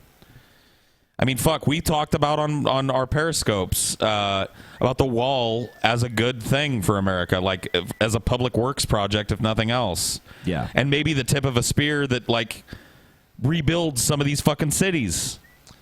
Yeah, I mean, like, I know that Bernie Sanders and Trump have both talked about infrastructure, so work together on that. Maybe some common ground there. There's lots of things they can work together on. And where goes Bernie, a lot of people will follow. I would prefer, doing the infrastructure projects more than the wall. I think the wall is a waste of money. Whatever. But at least it would put some people to work. Yep. And, whatever. And it could be a prototype for a force of people that travels around and rebuilds fucking Detroit and all these rundown fucking areas. The wall, though? I mean, why not just start building stuff? Bridges, I agree, roads. but, whatever. I agree, yeah. But I don't think the wall is going to be effectual as a way to keep Mexican people from crossing the border. Well, then it's illegally. pointless. Build things that we can use right away. In the past, these big fucking public works projects have been a positive thing for America. Yeah, like for the economy, for the job market. Yeah, like the and WTA. if it's used as a way of, like, hey, we've got these people that build all that we employ these thousands of people to build this beautiful wall, and they have to have thousands to maintain it. And too. now, do we let them go? Maybe we send them to fucking Detroit to rebuild all the dilapidated shit there and make it a place where businesses will come back. Just send them to Detroit. Don't. The wall is pointless. I think we agree, but what we're saying is like that's a way Trump can fulfill his promise to his base. Yep. And also achieve something that's positive at the same time. He did talk about infrastructure, crumbling bridges, crumbling roads. Which is something I almost never heard Hillary mention, by the way. Never came up, really. I mean, she might have talked about it, but I don't remember it being a big heartbeat of her campaign. Yeah, whereas I saw Trump talk about infrastructure on several occasions, so. I'm saying let's give him some time, people. Against him, you might have actually won if you had been the Democratic nominee? What good does it do now? You know, the What election. good it does now is if you fucking just said it, then people would look at it and be like, yeah, we should have chosen this guy instead. And Yeah. then I hate maybe this- next time they don't make the same mistake. That's what good it does now, Bernie. I lost a lot of respect for Bernie when he went out and because I really do think he had the political capital to make something really big happen in America. And when he went out and bent the knee to Hillary and she was inaugurated and the entire fucking crowd at the DNC rally chanted Bernie, Bernie, Bernie, Bernie at her inauguration when the balloons were falling and shit. He had a chance to run at a third party. I mean, also, Paul, what you really see here is a case of almost like total like artificial selection. Like it was pretty much Hillary after 2008 pretty much decided I'm crowning myself the successor to Obama. The Republicans were fighting each time. Yeah. I mean, Donald had to fight his way through a bunch of other fucking people to get the nomination. Hillary had to fight Bernie, but she had fucking rigged it so heavily in her favor that she won. She spent from all of 2008 until 2016 running, making sure that everything was set up for this big moment when she was going to be president. Yep. And she couldn't. The only thing she couldn't do is she couldn't buy off the fucking American people. She could buy off the system. She could do everything she could to stack it in her favor, but she can't buy likability because she's just not likable. She's an evil fucking cunt. That's why when people were saying she was going to rig the general election, I was like, it's not that easy. No, I mean, it's easier to rig. Could you do it to where you could steal some votes here and there? Sure, sure. But enough to turn the tide, only if it's razor thin close, which Right. it actually was in some ways this time. Electoral college wise, no, but in terms of actual vote count, it was pretty close. But primaries are much more easily to manipulate, especially when you're making the rules and there's like super delegates. Yeah, and well, shit when like you that. control the party that makes the rules, right? The election was rigged in the sense that Hillary was the only choice for the Democrats. That's the sense that it was rigged. The general election clearly was not rigged because, I mean, no one expected Trump to fucking win. Both. Trump rigged it. Everyone was suggesting that it was going to be rigged and that Hillary is going to win. Looking at Trump's vote count, I don't really think Trump would have. I mean, you know, the reality is that if one party is rigging it, the other party is too. So they both have Yeah. equal rigging capabilities. So whatever. Sure. I'm sure both sides were trying to rig it, but there is proof in the Democratic primaries that Hillary did tamper. I mean, it might not have been outright rigged, but everything about the process was designed in such a way that Bernie, that no one could compete with Hillary. The DNC worked with the Hillary campaign in such a way that tampered with its own bylaws. Yes. All right, let's move to. Let's see. Oh, here's Obama welcomes Trump to the White House. Well, I just had the opportunity to have an excellent conversation with President-elect Trump. President-elect Trump. It was wide-ranging. We talked about some of the organizational issues in setting up a White House. We talked about foreign policy. We talked about domestic policy. And as I said last night, my number one priority in the coming 2 months is to... Dude, it'd be so beautiful if Obama could just tell us what he really thinks about Trump. Yeah, this guy's a piece of shit. I hate him. He's a birther. I wish I could stay in the White House for another few years, but this fucking raccoon-headed idiot is taking over. try to facilitate a transition that ensures our president-elect is successful. I have been very encouraged by the, I think, interest in President-elect He's really Trump's selecting his words carefully. You can I see. was very encouraged by Obama always does Oh that. shit! What do I say? But this is how Bush was when Obama got elected too. Sure, I mean, they act like this. Look, it's expected. Yeah, it's totally graciously. You're expected to be gracious in this situation, And if I you're not, understand. it reflects poorly. If he wasn't, then he could inflame tensions that could lead to more riots and shit. So I understand why he does what he's doing. Yeah, sure. It makes sense from that Wanting standpoint. to work with my team around many of the issues that this great country faces, and I believe that it is important for all of us, regardless of party and regardless of political preferences, to now come together, work together to deal with the many challenges that we face. And in the meantime, Man, listen to those fucking cameras. Typical cliches and typical bullshit. Whatever. I mean, at least it's refreshing to hear from somebody that's in the Democratic establishment that the world isn't on fire. You know what I mean? Like, yeah, it's a bunch of platitudes, but it's not like what we're hearing from the news media and some of the politicians on the left. Here's Trump.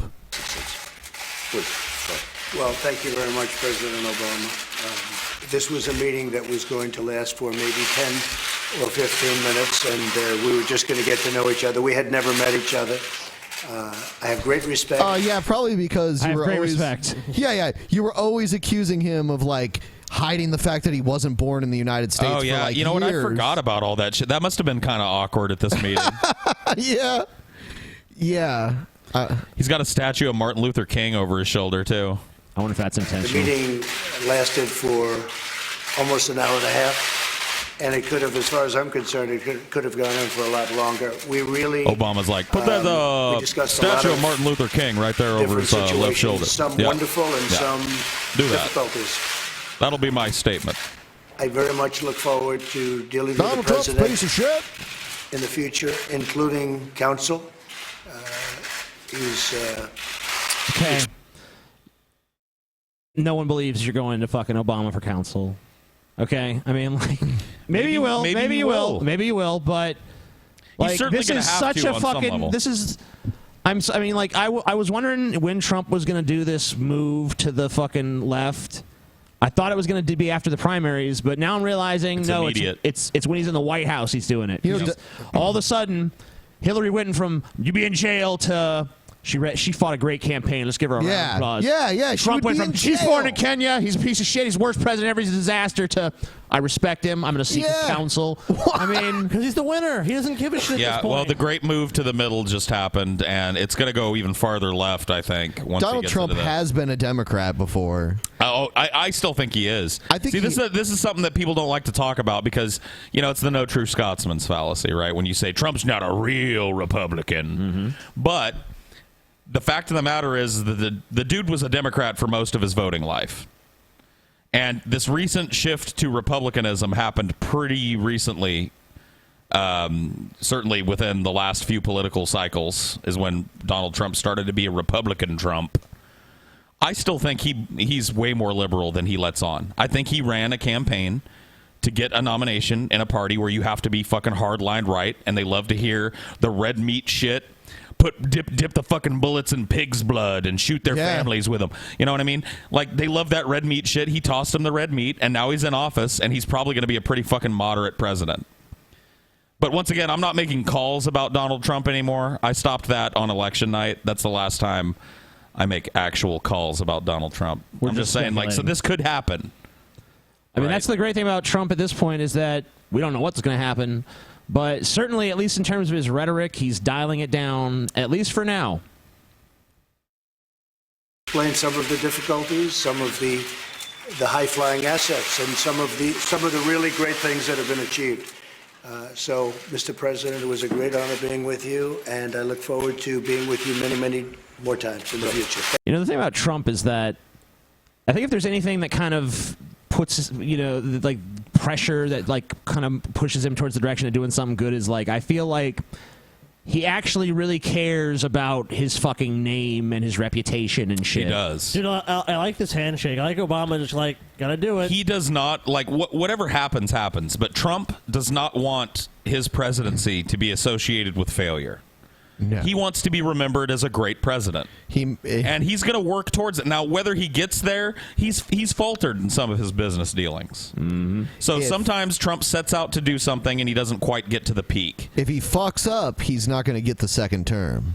Well, that depends on the fucking Democratic Party and who they run. They're all. Dude, let me tell you something. If they run Tim Kaine, let me tell you something sad. No way, they're not going to run Tim. No, Kaine. the Democratic establishment is already fucking talking about. They're talking about it. They have 4 years. It's not going to happen. It's hideous the things they're saying. Like they're acting like, it's not gonna happen. You know what? Tim Kaine just raised his national profile. Maybe he's the leader we're looking for. It's like, no, he's not. He's a boring piece of white bread vanilla shit. Elizabeth Warren. No. She might be a little old for it. She's 67 now. She'd probably be 71 or so by the time it came up. That's what Trump is right now. Yeah, I mean, he's 70. Well, Bernie was over 70. Yeah, Bernie was 72. So, I mean, she could run. I think she women would live be, longer than men. I think she'd be good. She'd be a good choice for them. I think that weird shit about her lying about her having Native American heritage. You know what else was weird? It'll come up, I'm sure. You know what else was weird? It will. Her and Hillary, like, wearing matching pantsuits on stage together. Yeah.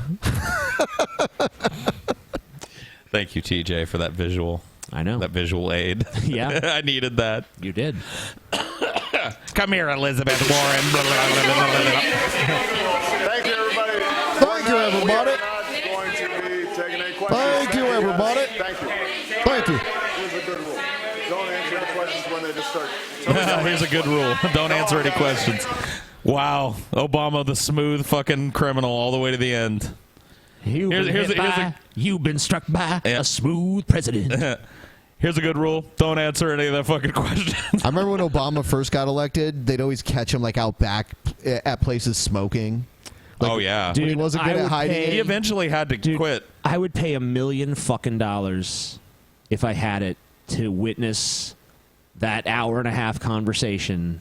Oh, yeah, me too. Between Obama and Trump when no cameras were around. I would love to see. Without their knowledge of being recorded. Of course, yes. It would have to be completely. To be a fly on the wall in that room. To be a bust of Martin Luther King. Do you think they talk serious business, or do you think it was just like. I think it's more. I mean, I would imagine it's maybe a little bit of that, but more like feeling each other out. I think there was there might have even been a little bit of acrimony between the two of them. But they hinted at it. Even in the press, they said there were some issues they had difficulties on. That pretty much probably means there was some acrimony going on. Sure.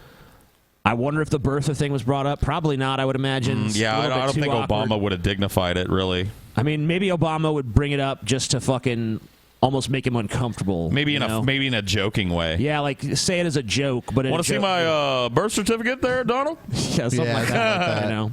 I got it right here. But Long dude, form. I would love to see that conversation. I wonder what it consisted of and what there must have been tension in that room. What it was like. You know, who dominated who, I wonder. Oh, maybe Obama flipped it on him. Maybe he was like, yeah, I'll take you into the Oval Office. One thing, though, I'm going to need to see your long-form birth certificate. We can't let somebody that we don't know, you know, regulations. I do want to see Trump's birth certificate. We should make that happen. I want to see his taxes. Yeah? He's not doing that. He's been promising he's going to release them. He'll release them now. That doesn't matter. Yeah, now whatever's in there, he's in for 4 years, and he knows people will forget about it. By the time those 4 years, he'll probably wait till at least after his first 100 days, though. Yeah, So he wants that to be golden. Then he'll fucking drop. Then he'll drop the bomb of the tax returns, and everybody will go, "Oh my God!" And then he'll keep. And then 4 years later, no one will give a shit. Yep. Yeah, seems like a plausible way to do it. All right, here's Donald Trump will keep parts of Obamacare. We just got the first excerpt of Donald Trump's first television interview that he granted to Leslie Stahl of 60 Minutes. Watch this. Let me ask you about Obamacare, which you say you're going to repeal and replace. When you replace it, are you going to make sure that people with preconditions are still covered? Yes, because it happens to be one of the strongest assets. You're going to keep that? Also, with the children living with their parents for an extended period, you're going to keep very that? much try and keep that. Adds cost, but it's very much something we're going to try and keep. And there's going to be a period if you repeal it. Once again, totally different Trump. Yep. We're going to repeal, it's a brand new Trump. Repeal and replace. Now, all of a sudden, it's like, I'm going to amend it maybe. Yeah, we're going to keep it, And we're going to change it a little bit here and there. But most of it, the big provisions that everybody likes, we keeping it. He's wise to say that because those provisions by themselves are popular. Of course, yeah. Why wouldn't they be? They're the two bright spots, I think, in what is ultimately a pretty bad piece of fucking legislation. Yeah, so and before you replace I'm glad it, he's not talking about getting rid of it. So the people could lose. We're going to do it simultaneously. It'll be just fine. That's what I do. I do a good job. I know how to do this stuff. Hey, we're going to repeal it and replace it. And we're not going to have like a 2-day period, and we're not going to have a 2-year period where there's nothing. It will be repealed and replaced, and we'll know. And it'll be great health care for much less money.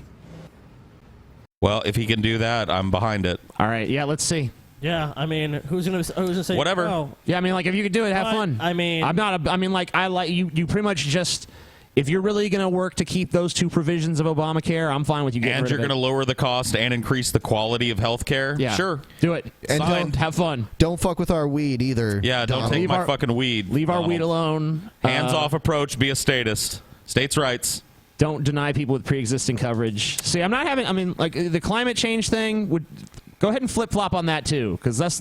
If you do that, then you're officially like not that bad of a president. You're basically a Democratic establishment candidate. I'm giving him a chance. It's in my best interest for him to be a good president. So yeah, it's in all of our best. That's what I'm saying to people who are like, we need to fucking fuck Trump, destroy him. Like, no. Oh shit. It's in your best interest for him to succeed. Oh, Brett Keane just said, "Where's Scotty?" It's that damn shadow again. So Brett Keane talking massive shit to Scotty. Wow. Brett, do you have any other lines, dude? You're oh shit! Wow, even his voice is in my shadow. I'm just wondering, Brett, do you have anything else? I mean, is that it? Damn, this fucking mic, dude. Sorry, my shadow is interfering in your mic. Oh yeah, shut the fuck up, TJ. You fucking piece of shit. You're only striking at my shadow, Scotty. No. Oh really? Do you want to test that out? Striking at the Take a shadow slap across your shadow face. Not your shadow, bitch. Yeah. Doesn't look like a shadow. Shadow bitch slapped upside your shadow head.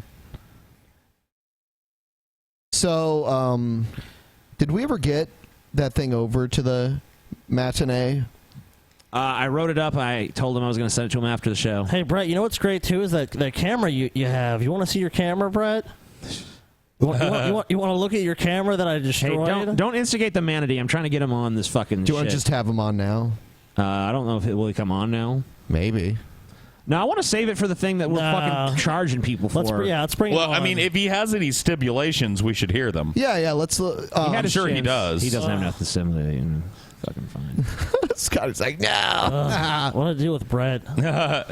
Who doesn't love the manatee? I'll be right back. Come on, go visit. Where you going? Go visit the aquatic mammal with us, guys. Gotta grab a drink. TJ's walking away from Brett. Yeah, what the fuck? Brett, what are you doing? You're not as slick as you think. Caught in a lie. Fuck knows how many times. I mean, if Brett wants to come on here, sure, but it's not going to be to his benefit. Brett Keane, come on down. Brett just said he's just joking. Oh, okay. Well, whatever. Come on the show, Manatee. Give us your fucking terms. You salty sea dog. We already have his terms. It's already been well, yeah, I know, but I'm trying to preempt the bullshit that's going to come, because once this contract gets to him, there's not going to be any there's going to be from him is what I'm saying. Oh, well, there's going to be some stinky manatee shit floating to the top of the water of YouTube. None of it's going to be tolerated. It's going to be. Of course it isn't. This but time I'm just saying, this place, he may want to start early. He may want to start early. No, he starts when we say. No. What I'm saying, I'm saying he may want to start early on ruining his chances at $1,000. Oh, yeah. Or his friend Jesus Freak's chances. Here he is. Here he is. He's coming on. He's coming on. Hey, Brett, come on the show. Hey, what's up, guys? Will you come on the show? Yeah, I already agreed I'd come on. Okay, cool. What up, man? Hey, so we looked at your friend Jesus Freak's video tonight. I don't know if you saw that. You know what? You know what we should do really quick before. What should we do? We should play this. Individual situation. That's true. Check out the beautiful asshole. The individual Brett Keane situation. See, Brett, you have your own intro. There you go. All right. Yeah, I heard I got a segment too, right? Yeah, a whole segment, man. Yeah. Popular segment too. People love you, man. Check it out. So we watched your friend Jesus Freak's video about his daughter. Are you still willing to hold up to, like, if TJ gets you this contract after tonight's show, you're going to sign it, you're going to send it back, and you're not changing the rules, right, Manatee? No, I already did a video tonight. Said I'd be on the show, and okay. And when you get that money, you're going to give it right to Jesus Freak, right? There's not going to be any weirdness that happens. No Keene family household emergencies and shit where it's like, I was going to give it to him, I swear, but then Dorn had a fucking embolism, and you know what I mean? Because nobody's going to buy it, Brett. Like, you're going to give the money to Jesus Freak, right? He needs it. No, I actually talked to Jesus Freak tonight, and we talked about the donation, and he also wanted to thank you guys, but you guys didn't have him on the show for just mentioning it to bring some awareness. I mean, look, dude, TJ's known Jesus Freak for a long time. I knew him back in the day. I don't know about the other guys, but, you know, whatever. Like, if his daughters, and I don't know what the source of the trouble is, and I haven't dealt with Jesus Freak in a financial way, so certainly wanted to look at it before I ever gave a dime to it. But if his daughter needs help, I don't begrudge the guy asking for help for it, certainly. Well, he does appreciate it. He was very thankful about it. Well, I hope you go through with this, Brett, because it will redeem you a tiny fraction in my eyes if you actually just sign this contract, get the money, and give it in a very public way so that there's no controversy about it to Jesus Freak's GoFundMe campaign. It will redeem you in my eyes. Paul, you can see all the donations. It's public. No, I know. It'll be very so easy when to you see. donate it, I want you to do it through the website, Brett, so that we can see $1,000. Brett Keane. Hey, Jesus Freak. It's your friend Brett Keane. Whatever. I want to see that shit, man. Yeah. Because if you actually do that, it will redeem you. It will ennoble the Manatee in my eyes a little bit. Would you guys be willing to have Jesus Freak on for a moment? What, right now? Just at some point in time. He's under the conclusion that, even though you guys have been rivals in the past, that he believes that there is some kind of friendliness between you guys. I don't know. I don't know how that is. Okay. I mean, yeah, you can bring him on. I'm curious to ask him about what is wrong with his daughter. So yeah, I mean, getting a little more information out there might entice some people to go donate. So sure, yeah, if he wants to come on and plead his case real quick, I don't have a problem with it. What about you, Ben? No, I don't mind. Scotty? I don't know if he's available right at the very second. But well, then, tough titty, said the kitty. The milk went dry. Is there any way you'd be able to put his GoFundMe page up to show people? It tells what's wrong. Well, I tried to go to it last night from the video that we covered, and the link was broken. So maybe that was just a temporary GoFundMe glitch or some shit. Let's see. We can look it up right now. I mean, yeah. Here you go. Yeah, it feels... Well, I don't know. Like, I don't know if Brett, we want to show it on the show before we've read what it is. But whatever. He's sending... I guess he's sending it to... All right, so there it is. So they're just under $5,000. It looks like. Is that the one, Brett? Yes. Picture of the pretty blonde girl. That's his daughter, I'm assuming. Yes. Okay. Yep, we see it. She has some sort of Meyer Rakat. Yeah, it's a fucking really hard name to say. Rakitansky Kuster-Hauser syndrome. It's some sort of it has to do with female. It's a female reproductive She was born without illness. a kidney, uterus, or cervix. And there's something, they're doing some surgery to correct some shit. Yeah. Okay, well, that's that. I mean, look, that's pretty horrible. And apparently she can't have sex, and this surgery would make it so she can't have sex. And that must be a hard thing for Jesus Freak to ask for his daughter, too. Being a Christian guy that tries to keep that kind of sexual stuff under his hat. So That you know, well, whatever. I mean, if that is the truth, then I see no reason to disbelieve Jesus Freak. He's never in my memory. Maybe TJ can fill the gaps, but I don't remember. I don't remember him ever being putting his hand out ever. Yeah, I don't remember that ever happening. So in fact, I remember him giving a car away at some point to some people. So. Yeah. So he is one of the few Christians on YouTube that I think can say I've borne a little bit of fruit with my channel. Maybe. Christians love their fruit. Brett Keane drops smelly old rotten prunes off of his tree. Gee. Well, I do got to say I appreciate you guys talking about it and putting it out there for him. We're glad you appreciate it, but we know eventually you'll make another video back. Yeah, I mean, can I ask? Of course. Yeah, of course. Can I ask you, Brett? Like, you're very helpful towards Jesus Freak, but I was in a hangout of yours, not like probably a month ago, where I just popped in to see what was going on, and you were in the process of booting Jesus Freak out and cussing him up one side and down the other for being an idiot and a moron. And that seems to happen on and off with you guys, like, all the time. Like, I remember you doing it way back in 2008, 2009. So you seem very, like, interested to help Jesus Freak, and you talk about him like your friend. But, you know, I don't do that to my friends, Brett. I don't call them pieces of shit and kick them out of my chat rooms. And what about Happy Cabby, too? Happy Cabby's another example of a person that Brett looks back now that Happy Cabby's dead. Oh, he was my old friend. Rest in peace, old friend. And yet he treated Happy Cabby like he was a fucking pedophile for a long time. You remember that, Brett? 'Cause those videos are still out there. Where you accused him. Fortunately, the guy did have a record for that.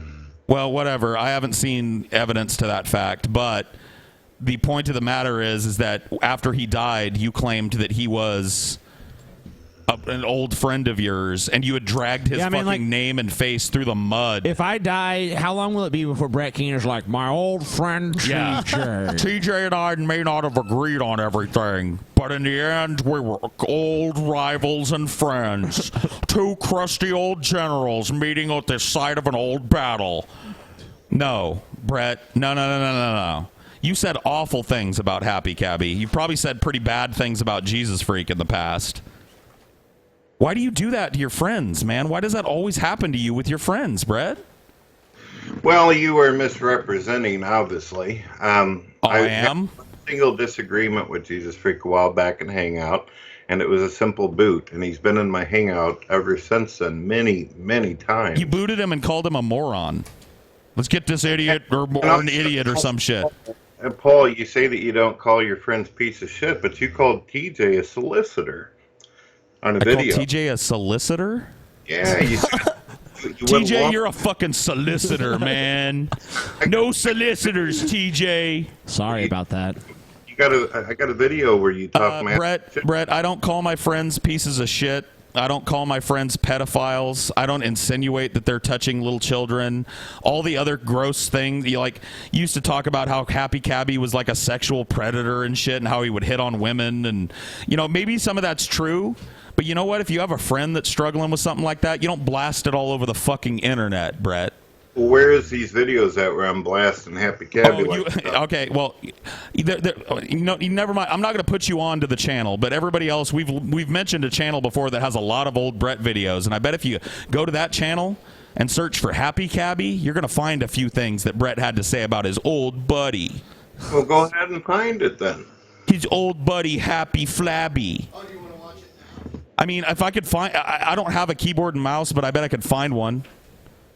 Where he's talking about how Happy Cabby's a fucking pedophile. Well, there was one that you made save that with Happy. for the show then. Yeah. Why not just give them a preview now of what they'll get? Well, I don't know. Well, do you have any Brett Keane videos selected to watch? Maybe we could watch one with him. Give people a little taste of the flavor of the stinky manatee. I do want to put this out there. With all the drama and the disagreements, I'm still going to say I appreciate what you guys did for JF. There's drama, and then there's a guy who's got a daughter who's got issues. The fact I understand that. Thank you. None of us take that seriously coming from you, because we know that the minute that Jesus Freak shows you what's the name of that channel? Spot on his back, Keenology. All right. Now that I've said it to Brett, he'll probably flag it into oblivion. So sorry, owner of that channel, but I don't see it right now. Oh, maybe he's already flagged it into oblivion. I haven't looked at it in a few days because I've been here. Is it KEANOLOGY? Yeah. Just search for Brett Keane. He used to upload every day. If you search for Brett Space Keane and just run a YouTube search for that, there should be a Keenology video up there. If there isn't, then Brett flagged it down. Let's see. Is there any in the first shit?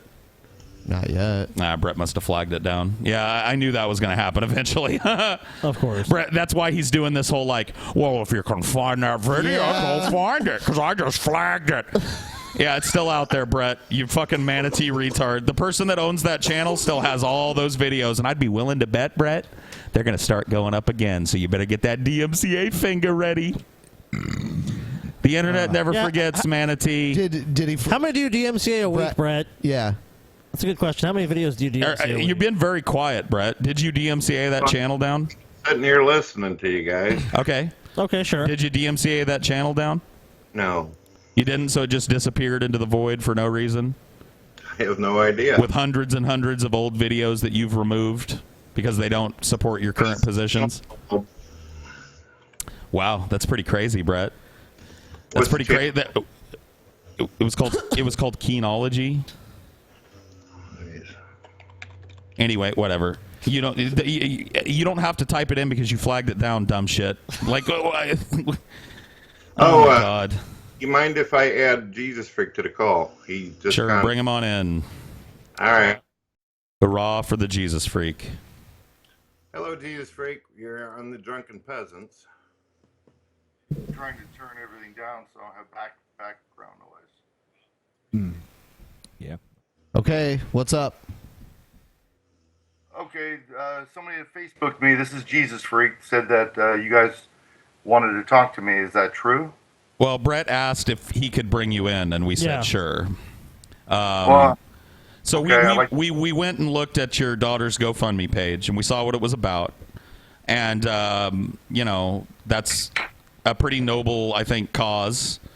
And are you aware, Brett said you'd talk to him. Are you aware that there's $1,000 coming your way? I mean, basically courtesy of us. Yes. Brett? Can I explain really, really quickly what's going on with my daughter a little bit more? Sure, if you'd like to. Yeah, that's fine. Okay, this is the situation. Well, predicament. I don't want to use that word. This is the predicament. My daughter was born with a disease where she only has one kidney, one ovary, no uterus. She'll never have children biologically, which is very hard for a young girl. But her genitalia is not formed properly. It's not formed where she will not ever have intercourse, ever. And that's a tough burden for anybody to be told that they have to go through that. Of course, absolutely. And I said earlier, too, I kind of realized that this is probably a tough thing for you to talk about as a Christian guy. You guys are pretty, I mean, maybe not, but maybe not. Maybe I was wrong about that. Yeah, I wouldn't think so, because it's just a medical condition, you know? Sure, but, I mean, it does involve his daughter's sexual reproduction. Sex is only supposed to be for reproduction, and she can't reproduce. Right. So, I mean, like, you can... I just... As a father, I want my daughter's health. Right, of course. Optimal. I want her. Yeah. A lot of this is her mental health because she doesn't feel like she's a woman. She doesn't feel like someone's going to she hasn't said it, but I worry that she's going to feel that no one's going to want her. So there's a lot of layers. Of course. Well, look, dude, sure. I can't empathize totally with your daughter, but I am medically sterile. And it's hard. And it's hard for men. Hey, too. Brett, did you know that? Oh Brett? yeah, Brett. You want to tell Jesus Freak what you think about my sterility, or should I tell your friend what you think? Hey guys, can I finish a little bit of it, please? Of course. Go ahead, please. Sorry. I don't want the tone for you guys to show, though. I apologize. Of course. Okay, so we found a doctor that can do a surgery that can restore her genitalia and actually make it where she can live a normal life in that regard, and that's a very important part of life.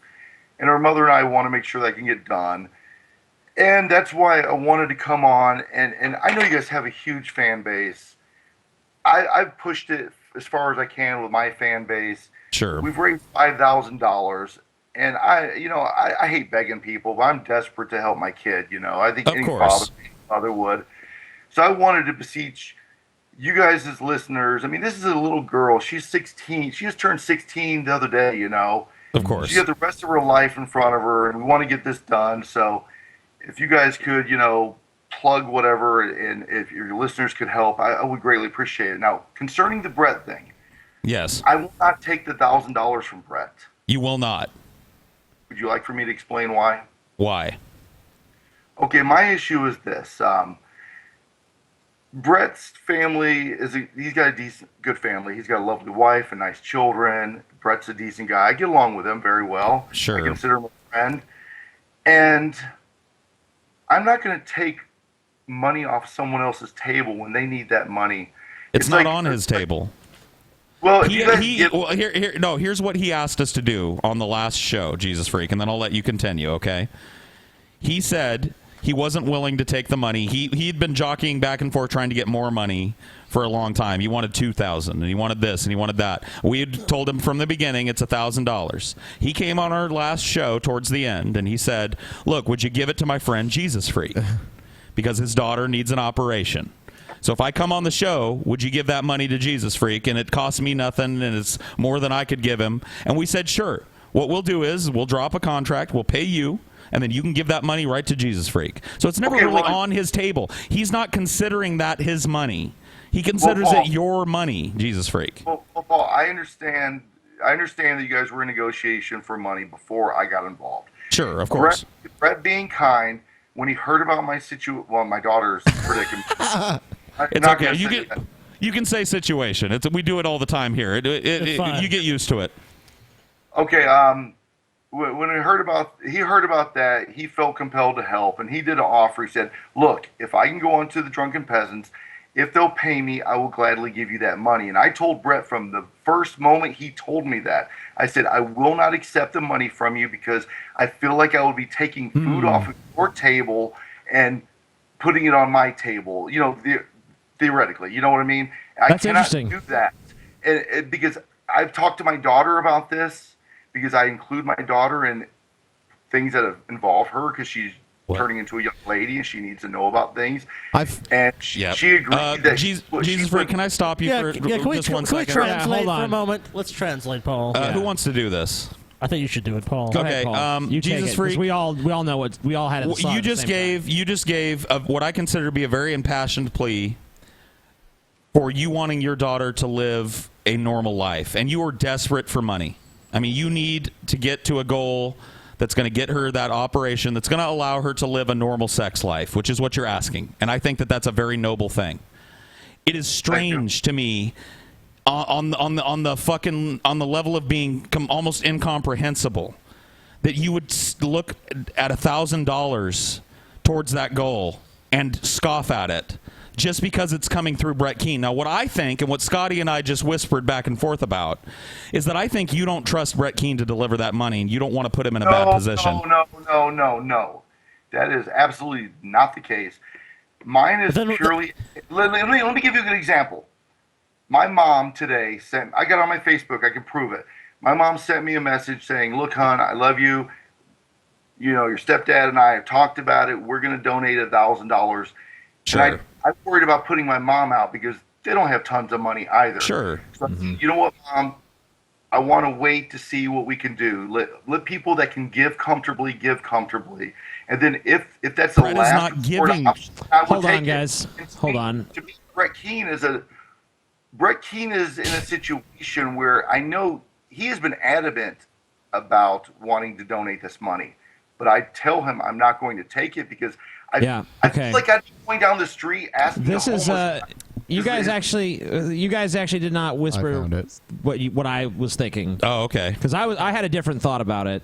I didn't think Jesus Freak is doing it because he doesn't think Brett Keane's going to live up to it. What I think is Brett Keane went to Jesus Freak and said, "Yeah, I'll give you $1,000," and Jesus was like, "No, I couldn't possibly take it." And then Brett came to us and said, "Yeah, I'll give it to Jesus Freak," but then he knows Jesus Freak isn't going to take it, so he's just like, "Well, I just kept it because Jesus Freak said he didn't want You know what? it." Hey, hold on, Jesus So Freak. it's just a giant fucking scam against us. Real quick, let me ask you a question. Just answer as best you can. Before you just came on the show, did you have a conversation with Brett about not being able to accept that $1,000? Yes, I have many times. Okay, and Brett, why didn't you mention that at all when we asked you about giving that money to Jesus Freak? You omitted the fact that you have, and in your friend, hold on, in your friend's words, you have had many conversations about how he would not accept this money, and yet in the minutes, like how long did we have you on? 20 minutes, and we talked about this. You didn't think that would be an important thing to bring up? I was busy listening to you insult the hell out of being misrepresented. Oh, get out of here. Oh, there it is. The classic Brett pivot. All right, here we go. Here's thank you, Jesus. You know what?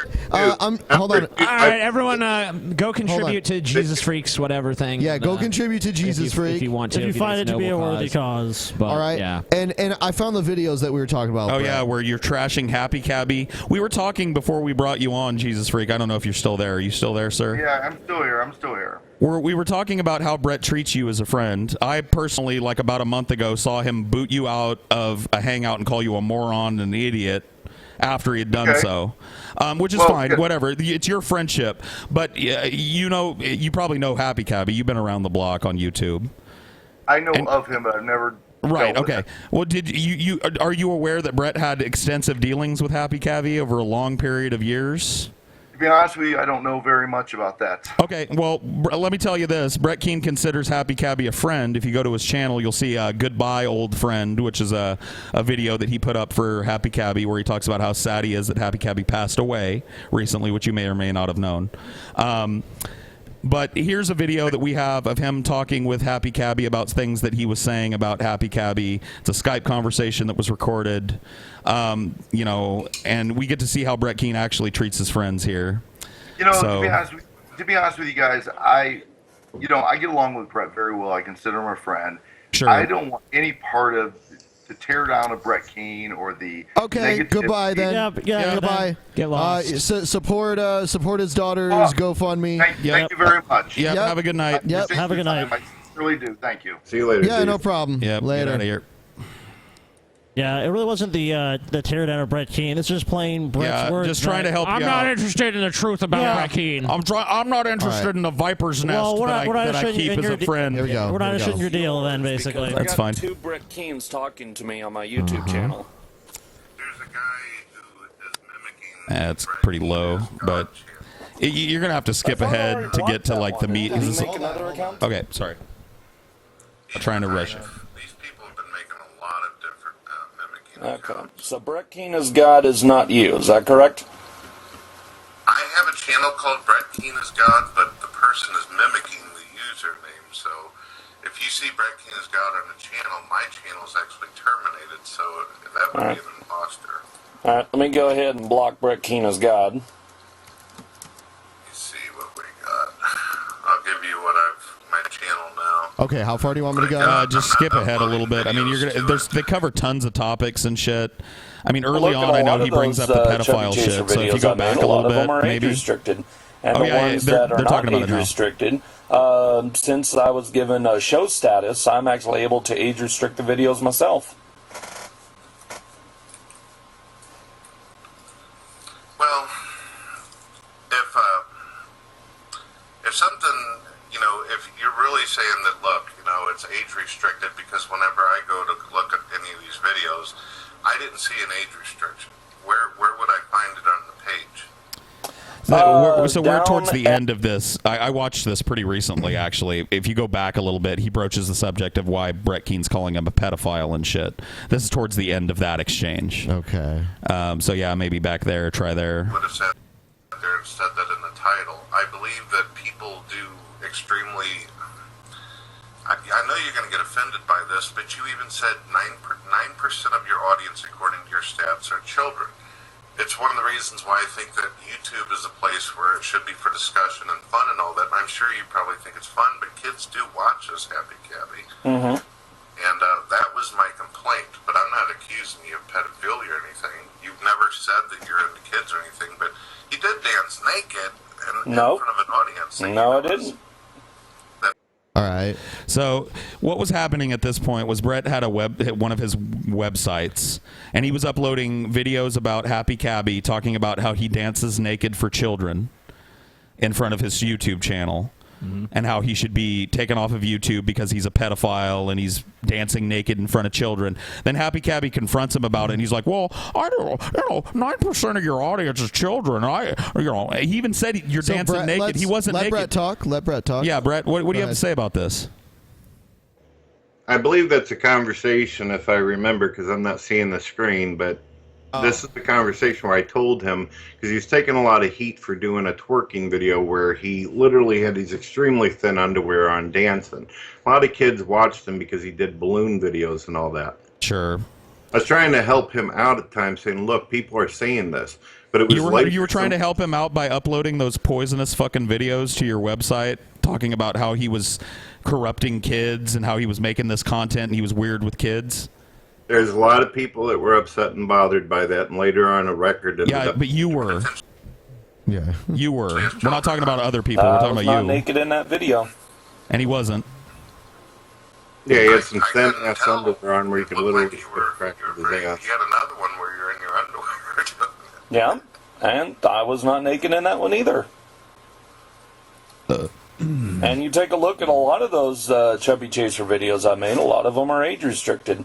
And the ones that are not age restricted, since I was given a show status, I'm actually able to age restrict the videos myself. Hey, we're back to where we began with this. Yeah.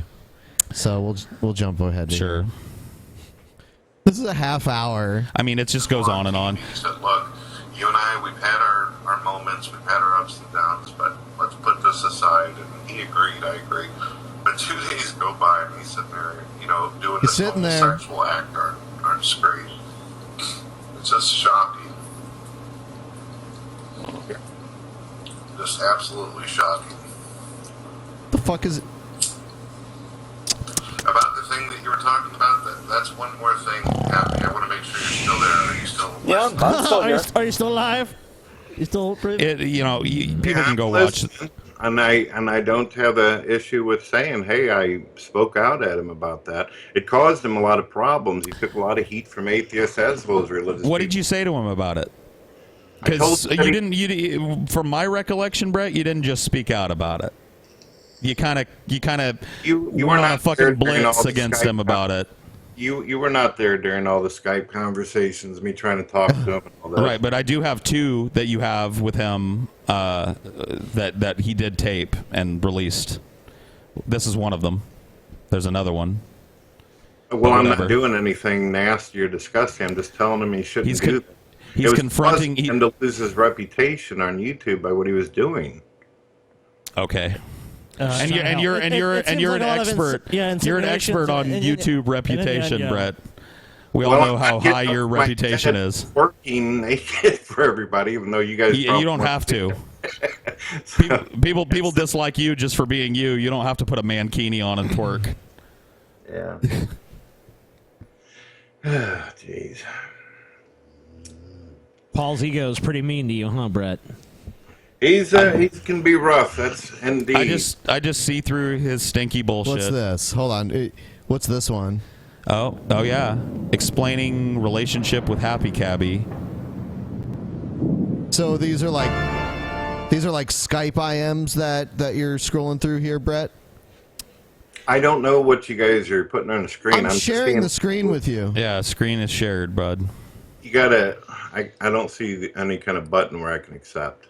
Oh, sure you don't. All I'm seeing is an ad. I am going to tell you about my interaction that I've had in the past several months with a YouTuber by the name of Happy Cabby. Several months ago, before I took my hiatus, and I left YouTube for quite a while to deal with my personal life and business dealings. Happy Cabby came. Brett, what were those business dealings? What was that? You're not going to get an answer. What was the business dealings? Not going to get an answer. Paul's right on that. There you go. Why is that, Brett? Because he doesn't have a job. So Paul's right on that, too. Personal stuff. I like that over here. Oh, well, is it business or is personal? Because that's usually two separate things. Yeah, those are different things. You know? Hey, you just make it up as you go. I'm listening. Go ahead. Okay, so all right, well, let's slinging drugs or something. Yeah, whatever. It's bullshit. He doesn't have any business. In the midst of a lot of drama that was going on, a lot of interaction between YouTubers who were going back and forth in a big drama war. Happy Cabby had made a video questioning me about a lot of different things. This resulted in me and him getting onto Skype, where we had conversations and recorded them live and began talking through YouTube audience.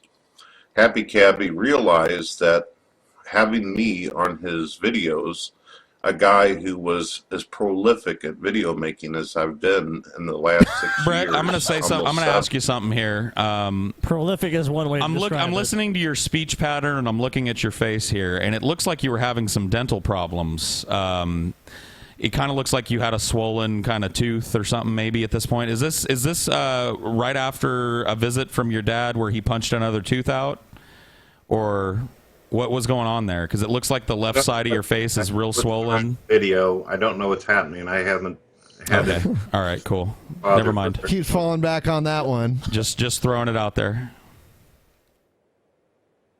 Now of doing videos about atheism, religion. Doesn't it kind of look like it's swollen politics, over there on the government, left side? everything that you can think of. This really brought him up. And it also brought a lot of attention to his channel. At the same time, Happy Cabby pretended as though he was some kind of neutral listener, as though he was, trying to find out both sides of the story. But later on, behind the scenes, when no one else was able to be present or listening, Happy Cabby admitted that he realized that I was being dragged by people into drama when I did not deserve it, when it was not even needed. Yeah, there's no record of it. He said he made these statements. Brett Keane, you're always the first to the drama table. You've never been dragged into a drama in your entire career. You're a fucking vortex of drama that never stops spinning. What are you talking about in this video, Brett? Who are you talking about? Because you're not talking about Brett Keane. You can't be. Am I wrong? Oh, or where you want me to answer? I figured you. I'm waiting for you to. Yeah, I'm waiting to see if you got something to say for yourself. Well, Happy Cabby, like a lot of people out there, he was looking for views and drama. That's the reason why he even got connected with me in the first place. Oh, so now he's not your old friend? I cared about him. I cared for him very much, just like I used to care about TJ a whole lot. But he cared about TJ. Okay. You used to I care did. about me. About you too, Paul. Yeah, you cared about me too, didn't you, Brett? Which is why you plastered my infertility all over the internet like a scarlet letter, right? Because that's what you do to people you cared about, right? And talk about his divorce. Talk about my divorce like you have any fucking You trying to clue. get nude pictures from underage girls, too? Yeah, insinuated that I was trying to get nudes off of underage girls, and that's just me, Brett. You said that and worse about everybody at this table. You never insulted my wife and my kids or done any of these things. No, I have now. Yeah, I have now. He has, but we're talking about what you've done, Brett. Not what. Yeah, no. The gloves are off now. Before all this shit happened, I didn't insult your children and wife. But now that the gloves are off, and I'm this shit. I see. You did. It was, yeah, Brett. Yeah, Brett. How many long skating videos have you made about TJ, Brett? Just if you had to put a number, 100. I mean, it would be well over 100. There's been quite a few, yes. Yeah, quite a few. Thank you for at least conceding 1 point tonight, Manatee. Maybe there's hope for you yet. All we're saying, Brett, is, can I ask a question? I remember very distinctly, going back to the teeth thing, I remember very distinctly being in a hangout where you were talking about how you had to have a tooth pulled, and it was giving you hell. Like you had a real bad tooth. The story that you've given our audience and us publicly here on the show is that your father punched all of the teeth out of your head. Yeah, even your molars. Which is why you have a full set of dentures. In the bottom teeth. The what? Just the front and the bottom teeth. Why do you have no teeth at all? The teeth that I had in the front whenever I was doing videos in the past were fake. Yeah, but now you have no teeth at all, and you claimed that the reason that you have a full set of dentures, which is what you showed us on that episode, was because your dad punched you in the mouth when you were little and took all your teeth out. Not all of them. I just said that he punched me and he knocked my teeth out, so that's what happened. Okay, cool. Well, I think you're full of shit, but yeah, we'll let people make up their minds about that one. Yeah. And I'm sure I'll go along with whatever you say. Sure they will. Well, they don't really have to. They can go back and look at old videos of you with 2 front teeth and no other teeth on the sides. And those were they don't make dentures. They don't make dentures that are just 2 front teeth and nothing else, Brett. Unless that's all that you're missing, then you get those are called partials. Yeah. So anyway, whatever.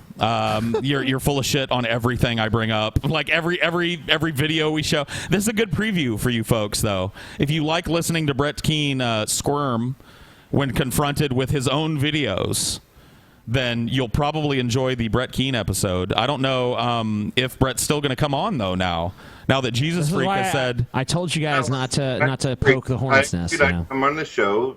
No. Poke the hornet's nest. No. Poke the hornet's nest. Not what I'm talking about.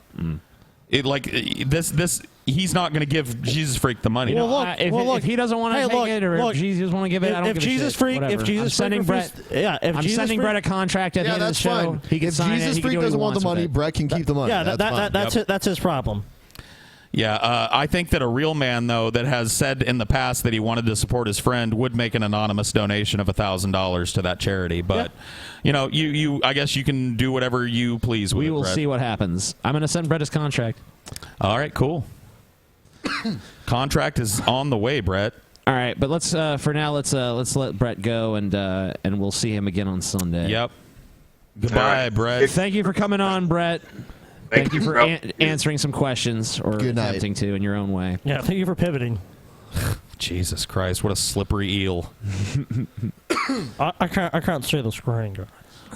There's no way. Everyone else can see the fucking screen. He's full of shit. I know he knows how to use Skype. Dude, okay, you know when you've got Brett because it's either silence or there'll be a long string of silence. French vanilla. Yeah, he'll have to leave the room. Jesus Freak could see the screen too. Oh, do you want me to defend myself, Paul Ziegler? Is that why everybody? Guys, I just don't want to be part of this whole tearing down Brett Keane. Jesus Freak is a fucking idiot. I mean, I appreciate him trying to help his daughter out. And, right, that's not his daughter's fault. Yeah, it's not his daughter's fault. So I mean, but hopefully Brett will actually give the money to Jesus Freak. If Jesus Freak wants to be a little bitch about it and not be a real man, just take the money. And I don't really get I don't want to take the bread off Brett's table. It's like, look, if Brett's fine. If Brett's offering you the shit, then you should just accept it. You know what? Not being a fucking moron. I remember specifically.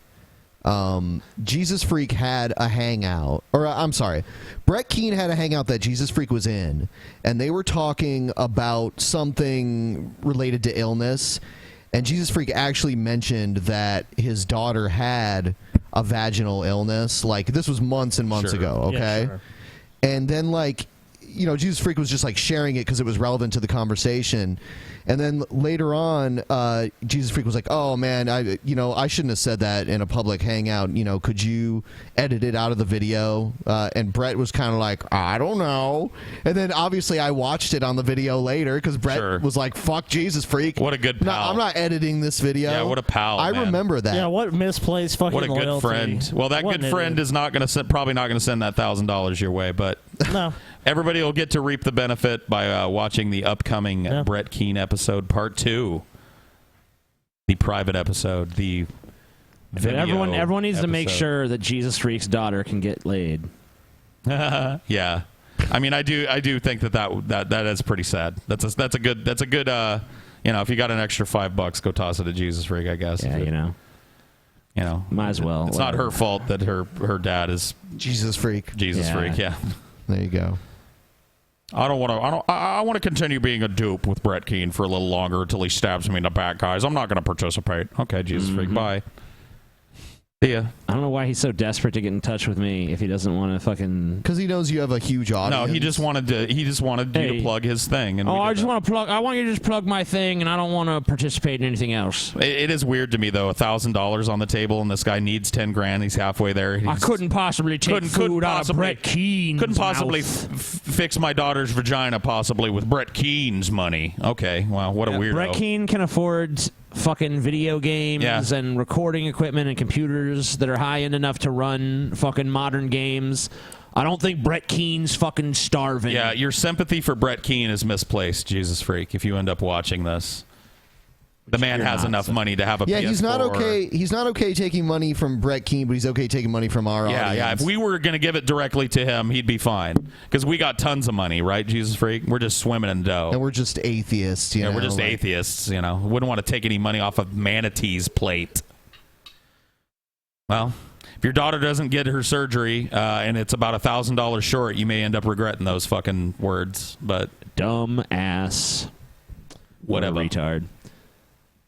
Hopefully Brett will still donate the money, but probably not, because I'm pretty sure that the reason he even brought it up is because he knew that Jesus Freak wasn't going to take the money from him. Well, why didn't he bring it up with us when we were like, are you still going to give that money to Jesus Freak? Yep. I'm going to give every penny. I said I would do it, and I'm going to do it.